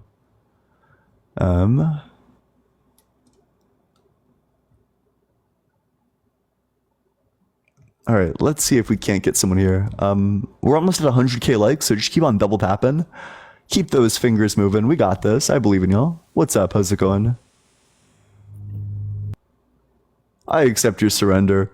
Folded like a chair, scrambled like an omelet, reformatted like a hard drive. Get your ankles absolutely shattered. You will never debate again. We'll never debate it. Hey, what's up? How's it going? Are you there? Hello? Oh, that's not. Okay. That's at least it was from like a song. That's better than when like a person comes up and just starts spamming it. Hello. Hey, what's up? How old are you? 13. You gotta be 18 or older to request to join. Yeah, unfortunately, please doesn't get around TikTok terms of service. So if you're in that guest request box, make sure that you're 18 or older. If you're not 18 or older, I can't talk to you. Damn. On TikTok at 13. That's crazy. All right, let's see. Hey, what's up? How's it going? Madison, are you there?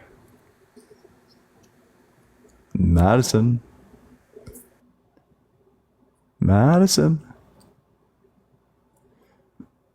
Okay.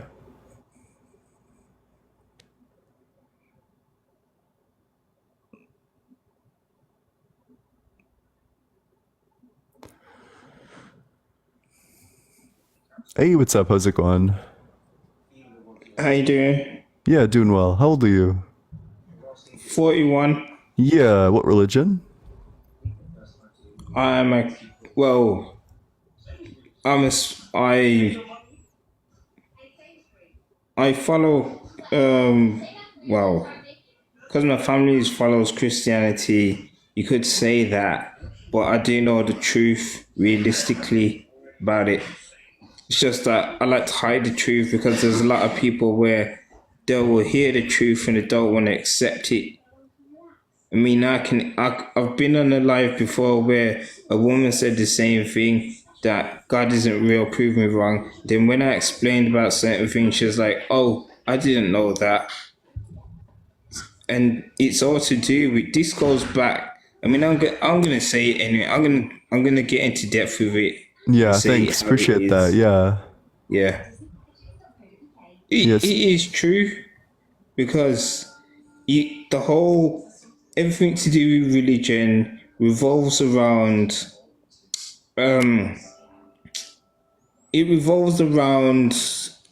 this, everything what's in our atmosphere, everything that goes around like the sun, the stars.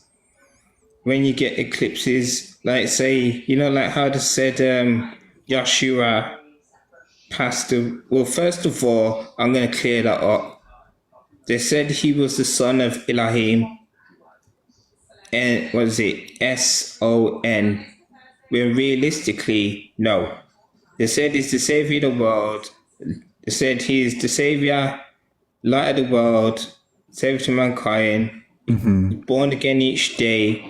No, that's fake. Yeah, S-U-N. Yeah. Yeah, so you're saying that the Hebrew and or Greek authors just needed it to be in like 21st century English. That it all makes sense if you just convert the book written in Hebrew and or Greek to 21st century English, and then you like recognize the like homonym. Is that the argument? No, because it's not even an argument. I'm agreeing with you, to be honest, you're right. Because I'm just explaining the fact that what I know. Because like they say that the unliving of... Okay. No, I just can't. I'm sorry. I just can't. I'm incapable. I am incapable. Hey, what's up? How's it going? How old are you? Good, how are you? I'm 18. And what year were you born? 2006. Okay. And what religion are you? I'm Christian. Okay. So what's your strongest argument for the existence of God that does not involve personal experience? that doesn't involve personal experience. Yeah. Well, Jesus, his existence in general. Yeah, so why is he the Son of God? What proves that he's the Son of God? The fact that he was able to heal people. I mean, I would trust his word if he's able to come onto this earth and make a blind man see. Thank you so much, Mog. Wait, so let's test this for like internal consistency. Wait, so you're trying to prove that the Bible is true, and what are you citing to prove that Jesus healed people? The Bible. Gotcha. Could you tell me why my power strip isn't working? Because it's not plugged into a circuit. Yeah, it needs to be plugged into something externally. And similarly, you need to be citing something externally. You can't prove the Bible by citing the thing in the Bible. This would be like saying, well, like Spider-Man's, or like, I don't know, like Spider-Man's real because of like the events of Spider-Man. Okay, well, that is a good point. So what is it that makes you think God isn't real? Why don't you believe in God? Yeah, just the existence of all this like gratuitous natural evil in the world, the existence of like earthquakes, like, or natural disasters in general. I don't think that that's compatible with a God who's all good and all loving. The existence of malaria, which is taking the lives of 1 out of every 2 humans who have ever existed. Don't think that that's all good or all loving. And like the existence of cancer, I don't think that that's all good or all loving. I just don't think that these things are compatible with a God who is loving and good. Right. Well, okay. What you're saying would make sense, but what happened was when Adam and Eve came onto Earth, whenever the apple was bitten, that's when all of these bad things started happening, and they betrayed God as a whole. So betraying God is what allows the devil to get to us. So the world has betrayed God, and so that's why the devil is so prominent in this world. So what you're saying would make sense, except like all of science disagrees with you. So we have evidence that earthquakes happened, or like natural disasters have always been happening. Earthquakes are what split apart Pangea hundreds of millions of years ago. So natural disasters can't be accounted for by the fall of man insofar as they happened before the fall of man. Malaria, we have a mosquito which is 30 million years old, which is fossilized, which has malaria. This mosquito existed 30 million years before humans existed, so the fall of man can't account for malaria. There's a dinosaur bone with cancer. This bone existed 88 million years before humans existed, so the fall of man can't account for cancer. So of the 3 things that I laid out, the fall of man, Adam and Eve, is capable of accounting for none of it. Well, you can't prove everything with science, and that's pretty much been proven. If we try to prove everything with science, we would be completely lost at the end of it. So in what way? That leads me, because there's so many things that you can't think about it and think, oh, science. It's just not possible. Well, for example, God. You can't. Well, I don't think figure God's out real. how. So. Well, yeah. Okay. So, our existence, for example, nobody can seem to figure out or agree on collectively how we were brought onto this earth. So that evolution. leads me to the question. Yeah, easy, slam dunk. Yeah, it's just evolution. Yeah. So you think we spawned on the earth and started evolving? Not really. I think that the evidence points that abiogenesis happened. So out of the primordial soup emerged the first single-celled organism, and then this single-celled organism evolved. But where did the organism come from in the first place? Yeah, but all the evidence points to abiogenesis. So you think it just happened, basically? Yeah, via a natural process. So it gained the ability to self-replicate, and it gained the ability to have a metabolism. And then at that point, it's a protocell, and then it undergoes it undergoes like some years of like evolution, and then it becomes a full-on cell. And at that point, it's life. But I'm talking about the planet as a whole. Oh, where did the planet come from? Oh, Yeah. I believe the planet came from infinite cycles of big bounces and big crunches. That the universe rapidly expands. That's like the Big Bang, for example. And then we have evidence that it's going to rapidly contract, and it'll end in roughly the same state that it started in, which is going to put it in perfect position to rapidly expand again, and then rapidly contract again. So you think that it's possible that all of this was unintentional, and that this is all just a coincidence, basically, and that this is all from a few rocks that were floating around? No, what? No, not really. Because that's what the Big Bang Theory is. That No. a bunch of It's just that the universe Yeah. rapidly expanded. the Big Bang Theory was basically that three big meteorites all went together and then exploded and turned into Earth. No?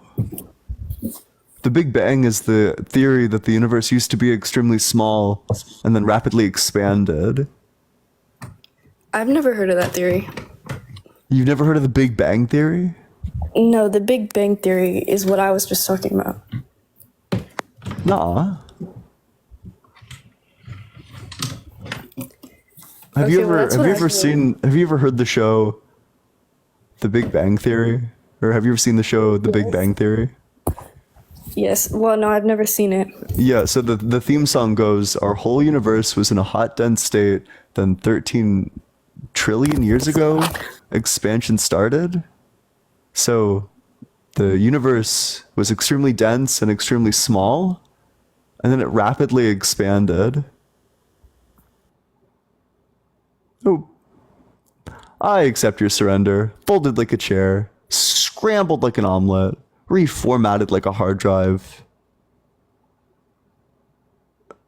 If you're in that guest request box, make sure that you're 18 or older, that you believe in the God of the Bible, Torah, and Quran, and that you have an argument for the existence of God that does not involve personal experience.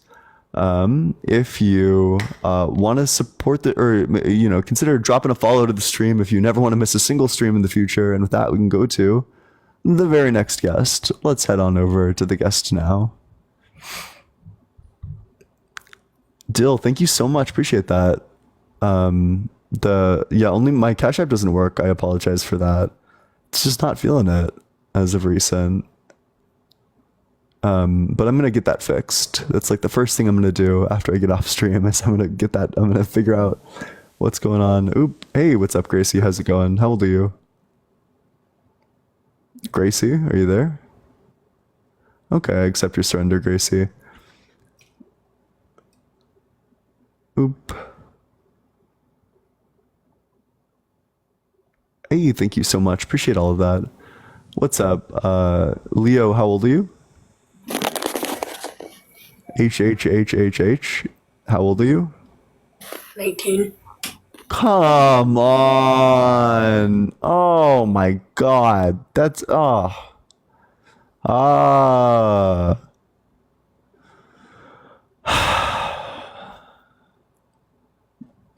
Bro, that's like, come on. You can't be running this. Like, you haven't even gone through puberty yet. There's no way you're older than 8. What's up? How's it going, Adam? Adam, are you there? Adam. Hey,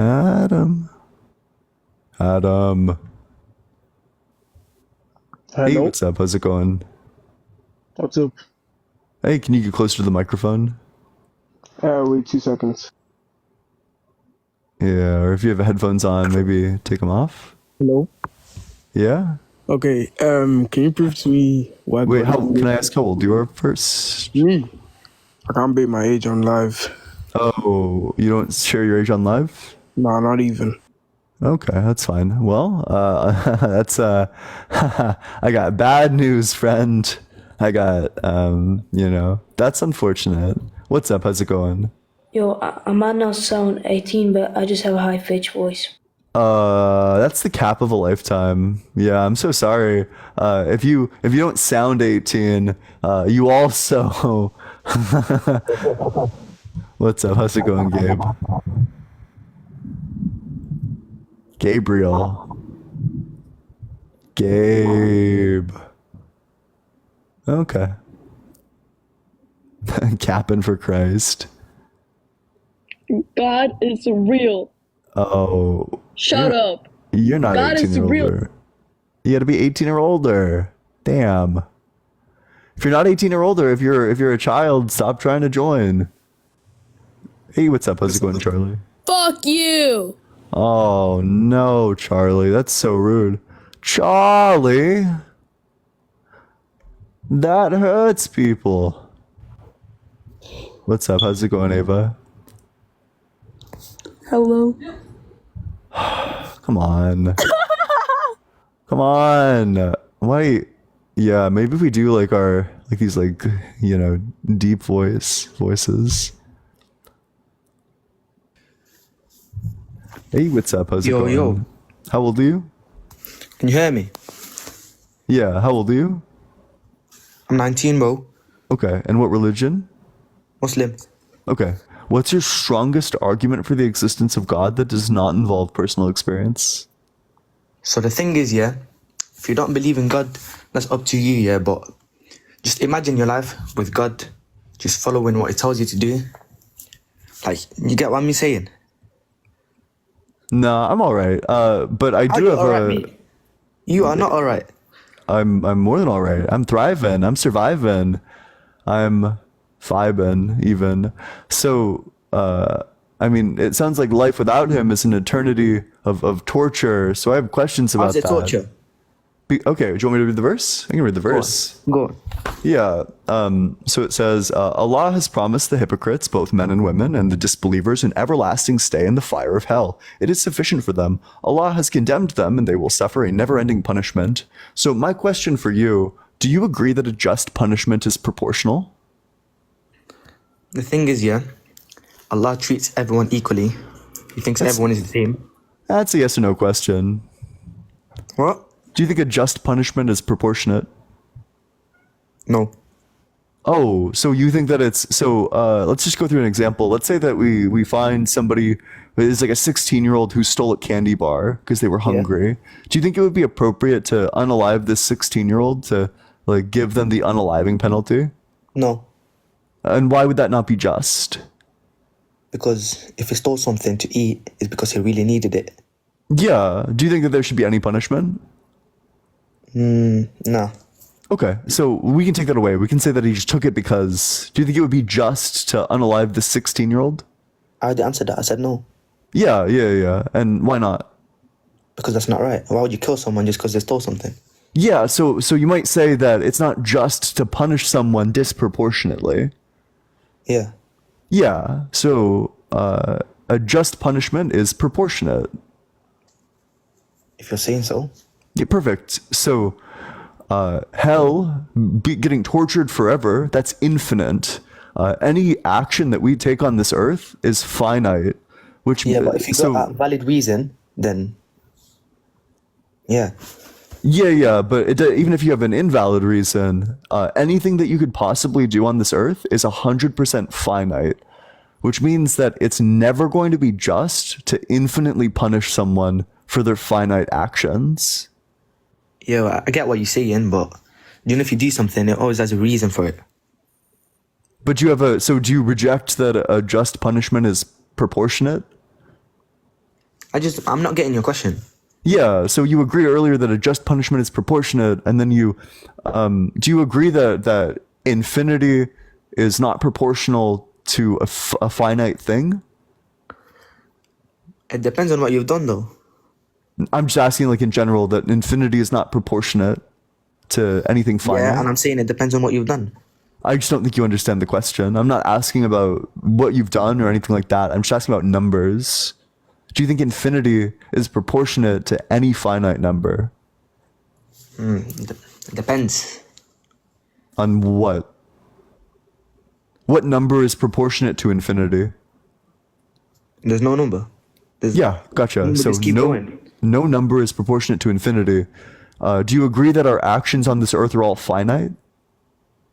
Nah. Yeah, so what's the infinite harm that we can do? There's no infinite. Gotcha. So then all of our actions are finite. Yeah, but you can literally stop it whenever you want. Perfect. Okay. Oh my god. Awesome. Okay. So we have three key concessions. That one, a just punishment is proportionate. Two, infinity is never proportionate to anything finite. And three, all of our actions on this earth are finite, which means that no matter what our action is, it doesn't matter, because an infinite punishment will never, ever, ever, ever, ever be proportionate, which means that it will never, ever, ever be just. That torturing people forever for their finite human actions will never be just, is what we've arrived at. Yeah, that's what you're saying. That's what you just agreed to. Yeah, but let's say you killed people for like 10 years, yeah, you've been killing people, and then when you die, what are you expecting? You expecting to go to heaven? Well, I don't think heaven or hell is a real place. But so even if you do that, I still don't think that you deserve to be tortured forever. So you think killing people is alright? No, I just think that a just punishment is proportionate. It really is, but it just depends on what you've done. That's what I'm saying. But I'm telling you that even the most horrific thing that you can do doesn't deserve infinite torture. Infinite torture is infinite torture. It's always going to be more than any finite crime you commit. Even if you commit like a massive finite crime, like a truly horrific and unforgivable finite crime, infinite torture is always still going to be disproportionate to that. Yeah, but that's your choice. It doesn't matter. God's the one doing the punishment. He set up the system such that finite crimes get infinite punishments. That's unjust. How is it unjust? Because a just punishment is proportionate. You literally have the chance of proving yourself that you're a good person to go heaven. A just punishment is proportionate. That's how it's unjust. Yeah, but can you not control what you're doing? You totally could, but regardless, like, you could totally control to not steal a candy bar from the store. That doesn't mean that if you steal a candy bar from the store that you deserve to be unalived. Just for one thing, you won't go to hell. If you do 100 good things and then you do one bad thing, that doesn't mean you're going to hell. Yeah, but I'm telling you, so the analogy that we draw here to prove that a just punishment is proportionate is that it would be unjust to take the life of a kid who stole a candy bar as punishment for stealing the candy bar. That's like crazy unjustified. He took the life of the kid. So if we as a legal system sentence this kid to the unaliving penalty for the crime of stealing a candy bar, that would be unjust. Yeah, but you can't compare that to the things you can do in life. But we're just using this as an example for how a just punishment is proportionate. That's not the right example. It's my example. I think I get to decide whether it's right or wrong, because it got us to the conclusion earlier, and it seems like you may have changed your mind about the things that you already agreed to. That maybe you think that a just punishment does not need to be proportionate. No, but you can't compare hell to a kid getting killed because if he just stole candy. Why not? Why would you do that? Yeah, just to prove that a just punishment is proportionate. Yeah, but that kid did not die. So you're really just making something up. But in this hypothetical, they did. He did. The kid who stole the candy bar. He killed him. Society. The court system. Yeah, but was it just? The question is not who's to blame. The question is it just? No, because it didn't really do anything that bad. That's what I'm saying. I understand your question, but you're just making something up. So you really can't compare them two things. Why not? I mean, it's a hypothetical. I mean, if we want to get really snarky, I'm gonna say that you're making all of your stuff up too. Insofar as God's not real. Mog, thank you so much for the cap. Am I? Yeah. So that's the argument, and you agreed to all the premises. So I got really bad news, but it does follow that God doesn't exist, or at least that he's not just. So how does a kid stealing a candy and getting killed make... So I'll lay it out. Because you agree that a just punishment is proportionate, that whatever harm you do, the punishment you receive for that harm needs to be around the same amount of harm as what you did. If it's way more than that, then that's unjust. Yeah, and I know what you mean. but Yeah, you can't perfect. really- So you can't- getting you getting can't- tortured forever is way more than Yeah, but- whatever you did on this earth. You could be the Can I speak worst now? person in all of history. Torture forever is eventually going to be worse than whatever you did. Listen, do you know when when you said that the kid just stole a candy and got killed? Yeah. You really can't compare that to doing, like, let's say you kill people. And you go I to think you're hell. confused because we I'm moved not past that confused, you're example, confused. and I You're- just you're gave you confused, the I'm wait not wait. So wait, what do you think the argument I'm making is, and how do you think that responds to it? So I'm saying, so the kid stole a candy and it's Wait getting wait, killed, right? that's we moved past that example. Well, you didn't say anything else, did you? 3 minutes ago we moved past that one. I didn't bring that up at all. And Well, we were just speaking about it 10 seconds ago. What are you on? yeah, but in the last thing that I said had nothing to do with the kid candy What bar. did you say? It's just appealing to the principle that What a did you just say? punishment is proportionate. That's the first question. That's what you said 10 minutes ago. Yeah, so you agree, if you agree that a just punishment is proportionate, and you agree that infinity would be disproportionate for anything finite, then you would agree that infinite torture would be unjustified as a punishment for finite crimes. Yeah, but you're not getting my point, though. Oh, perfect. Look, W concession. Perfect. So then you agree with it. You agree that it's unjust. saying you're not Awesome. getting my Then point. God is unjust and God doesn't exist. What? I'm glad we Are you arrived at that speaking? conclusion. Are you speaking for me? You just agreed to it. I said you're not getting my point. I think you're not getting my point. So your point, You're I not can getting my summarize. point, Wait, bro. wait. I can summarize your point, but I think that you probably can't summarize my point. Summarize my your- point then. Yeah. Your point Summarize is just that it's like freely chosen. That there needs to be like punishment for the things that people choose. Now go ahead and summarize my point. No, you didn't even summarize mine. Go on. No, I just did. No, you didn't. Are you in relation? Is your point just that like, well, a kid stealing a candy bar isn't the same thing as God torturing people in hell? It's not the same thing. Yeah, How's gotcha. it the So same wait, thing? wait. Yeah, then go ahead and just go ahead and summarize my point. Go for it. No, but the thing is, yeah. Wait. I You're just summarized your point. Now summarize my didn't. point. Yeah, you're saying that the thing is that stealing is the same thing as just getting tortured for the rest of your life. No. Yes, that's what you said. Not even a little bit. No, I think you're very confused. No, you're confused. I'm alright. Because I was able to summarize your point, but you can't summarize mine. You can't even approximate a summary of my point. Bro, I literally just answered your question. You gave a wrong summary. Incorrect. How is it incorrect? Because my point is about how it's unjust for God to torture us forever, because torture forever is infinite, whereas anything we do on this earth is finite, and that's unjust because a just punishment is proportionate. That's the argument. Yeah, but I get your point, but the thing is, you can't really compare it. We're not talking about the kid with the candy store anymore. I'm not talking about that. You're Yeah, saying- wait. So what's you're saying that then nothing's being compared at this point. There's no comparison. No, but you're saying that getting tortured for the rest of your life is not fair because life has an end, and then it shouldn't be fair, and you should just get punished for the things you've done on this earth, and not just stay in hell for the rest of your life. Yeah, correct. Yep. Yeah, I get your point, but that's not right. Yeah, That's why is the- that not you get- right? You get years on this earth to just pattern yourself up and know what you're doing. Yeah, you get 80 years to do that, and then if you do it wrong in those 80 you die years, you earlier than get that- tortured forever. Tortured forever. Yeah, but you make the Nothing you choice. do in You make the 80 choice. years, nothing you do in 80 years could ever possibly be worse than torture forever, and it's not even close. One's infinite and one's finite. Yeah, I just don't think. Yeah, but you get the choice to do whatever you want on this earth, don't you? That's not relevant to the argument. It is. It's not. Wait, so which premise does that reject? What do you mean? Do you know what a premise is? Huh? Do you know what a premise is? No. So a premise is just like a piece of my argument. So my argument builds up like a staircase. Yeah. If you agree to all the premises, then you also agree to the conclusion.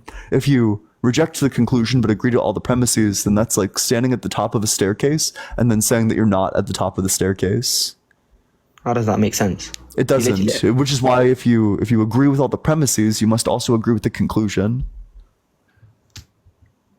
So if you agree that hell is an infinite punishment, that any action you take in this world is finite, that a finite punishment for, or that an infinite punishment for a finite action is disproportionate, and that a just punishment is proportionate. If you agree with those four premises, then it just deductively follows, necessarily, always, 100% of the time follows that God is unjust. Yeah, I get your point, but wait, do you reject any of those four? I didn't say that. Okay, so if you accept all those four, then you must accept that God is unjust. How is it unjust? But I'm just answering your question, but you're just ignoring me. So do you reject one of the premises, or do you agree that God is unjust? Let me just tell you what I'm thinking right now. I'm basically telling you, you get like about 60 to 80 years in this earth to do your things. If you're a good person, you're going to go heaven. And if you do things that you shouldn't be done, you're going to go hell. That's how it goes. Yeah, I think that you're I think that you're confused. I don't. Do you understand? Do you understand the thing that I'm asking you to do? What are you asking me? So I gave you four premises. Yeah, Which of these four premises do you not agree with? None. You agree with all of them? Did I say I wasn't agreeing to any of them? Because if you agree to all of them, then you agree to the conclusion that God is unjust. It's like walking up every step of a staircase. Your point is not pointing. How? What? You're just not. My point is pointing. You're just not tracking. How am I not tracking? I'm listening to you. Yeah, but you're not tracking because you can't. You probably couldn't even summarize my point back to me. I literally just did like 5 minutes ago. Did I not? Did I not? Huh?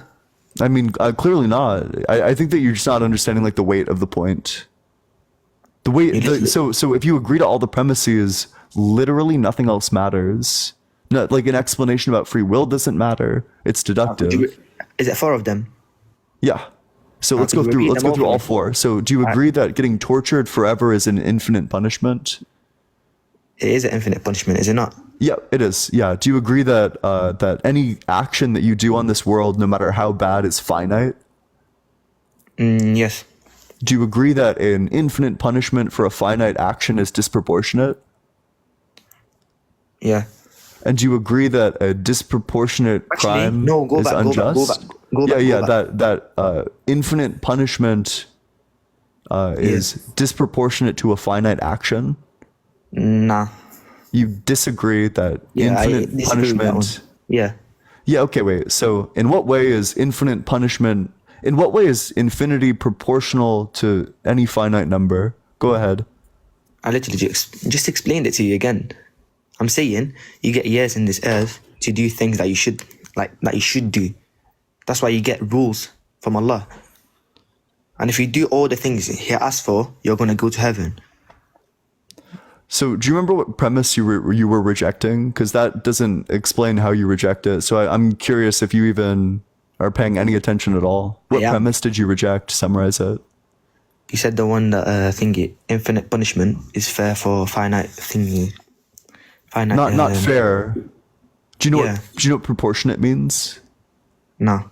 Gotcha. So okay, that's the disconnect. You don't know what proportionate means. All right, let's clarify. No. I don't, but I do. I do know when you explain it. But you don't. Mate. So proportional just means corresponding in size or amount to something else. Pardon? Proportional means corresponding in size or amount to something else. Something that can't be compared. So no. So proportional, if two things are proportional, then they're like comparable. Yeah. Yeah, that's what I said. Something that you can't compare. Yeah. So do you agree? Is a finite action on this earth similar to torture forever? No. Yeah. So then it's disproportional. Okay, so then we agree that infinite punishment is disproportional for a finite crime.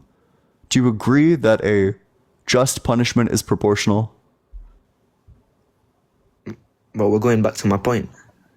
Wait, because so you've just accepted all like three of the premises so far. Let's get the fourth acceptance. What's the last one? Yeah, do you agree that a just punishment is proportional? That's what I'm saying. It just depends on what you've done on Earth. It's a yes or no question. Is a just punishment proportional? No. Gotcha. So could you give me the example of when it's justified to punish somebody disproportionately? Especially like infinitely disproportionately. Pardon, what do you say? Could you give me an example of where it's justified to punish somebody infinitely disproportionately? I don't got the Quran on me right now, but do you have it on you? I have a copy in my bookshelf. Oh. What are we reading? Sticky one there, mate. Could you repeat that last point again one more time, please? Yeah, the last one, that a just punishment is proportional to the crime. That a just punishment is similar to the crime. That if you punish somebody, that it's not wildly more punishment than the harm that was done with the crime. So we're basically going back to the kid stealing the bar. No, we don't need to. You can just evaluate the principle and then answer it. No, that's what you're saying. I'm not going back to the kid with the bar because you did really bad with that one. So we're just gonna assess like the principle itself. Do you? Oop, okay. I accept your surrender. Folded like a chair, scrambled like an omelet, reformatted like a hard drive. If you're in that guest request box, make sure that you're 18 or older and that you believe in the God of the Bible, Torah, or Quran. If you don't do that, not going to talk to you. And with that, we can go to the very next guest. Sorry, my Cash App isn't working and such. I'll get it fixed for tomorrow. Hey, what's up? How's it going, Spencer? How you going? Yeah. How old are you? I'm 19. Oh, and why are you doing because you sound of age, but it also sounds like you're doing a voice. I just woke up. Okay. Oh yeah, that's why. Sure. That's fine. What religion are you? Catholic. Okay. So what's your strongest argument for the existence of God that does not involve personal experience? I don't really know. I just accidentally requested. You're chilling. All right, go back to sleep, mate. Yeah. Make sure you're double tapping on that screen. Share it with your friends. Yeehaw! Thank you so much. Hello. Hey, how? Oh no, you're too young. No, I'm not. I always love it when they like start to yell. Hey, what's up? How's it going, Rudy? I accept your surrender, Rudy.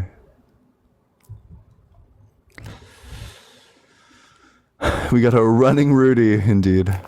What's up, WP? How's it going? Hello?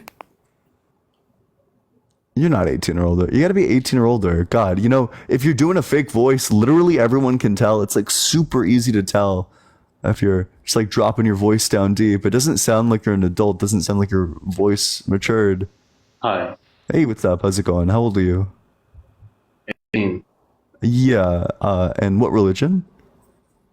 Orthodox. Okay, what's your strongest argument for the existence of God that does not involve personal experience? Okay. You see a painting, right? There's a painter behind it. So, how do you explain that nothing created something? That's not what I hold at all. So we know a painter paints a painting from personal experience with painters and paintings.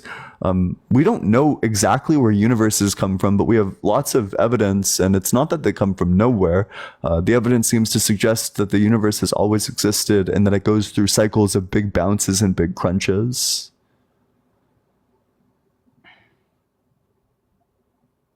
Okay. I just wanted to say, like, when you were talking with that guy about hell and infinite punishment, I don't see it as a punishment. Like, hell is the place where God isn't there. It's not a punishment. If you deny God this life, so you will deny him also in the afterlife. So hell is not a punishment. It's just a place where you are not close to God itself. Oh, that's fine. So I only run the problem of hell against Muslims because their hell is insane. But if you're a Christian, I don't really run the problem of hell against you. So that's not, I'm not making that point against Christianity. That I make this point against like Islam, because I know Christians will give like theodicies like this one, which might have like some textual basis, but yeah, I don't know. Like, I'm just not interested in running that argument against anybody but Muslims. Oh. Sorry then. All right. Do you have? Okay, we can just do like an easy argument. God's all good. Why do we have cancer? What's the deal with cancer? Okay. I have like a personal experience with that, but as you said, I can't tell it, so. Yeah. Oh, we can just do malaria if you'd prefer. If God's all good, why do we have malaria? Because the sickness came from the devil, Beelzebub, like the master of the flies. Like some of the animals and the sickness come from demons. Also, the three princes of hell. If you study demonology. Yeah, I mean, all of these are like fictional characters to me. But we have so when did it start exactly? When did they create it? They are fallen angels. Yeah, but when was malaria created? Oh.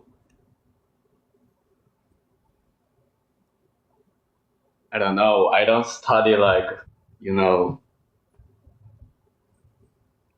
medicine. Yeah, but just in your view, if it comes from the devil, when did it come onto the earth?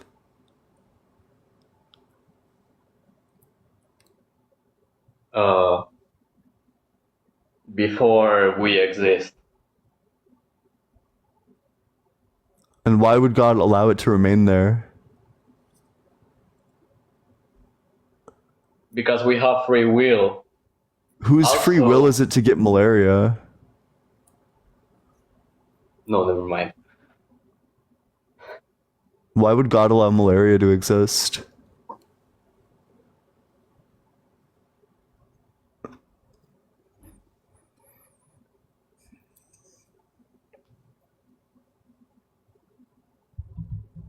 Oh, okay. Well, if you're enjoying the stream, make sure you drop a follow so you never miss a single debate in the future. If you want to support the stream, the Venmo's allegedly -Ian and the Cash App is just allegedly Ian. Both are in my bio. And if you want to join the community, if you're 18 or older, there's a link to the Discord in my bio. We do reading groups every week. This one, I'm just going to go over like basic philosophy terms. The week after this one, I have like a really interesting thing about presuppositional apologetics that I think everyone should read. It's dealing with well, how do you ground morality, or like how do you ground logic, those types of arguments. But the Discord's discord.gg/allegedlyian. I'd love to see you there. I'm very active in the server. I at everyone every time that I go live. You'll never miss a live. You'll always be notified. The people there are really nice. You can strike up a conversation with people about anything. I'm probably going to end stream, but I do love all of you. Again, consider joining the Discord. We're going to go raid Parker. Parker's live on Parker Get a Job. So we're just going to go all head over to Parker and give him a bit of a raid. But I love all of you. You're all so kind. Make sure you drop a follow if you never want to miss a debate in the future. I'll see you all tomorrow. All right. Bye-bye.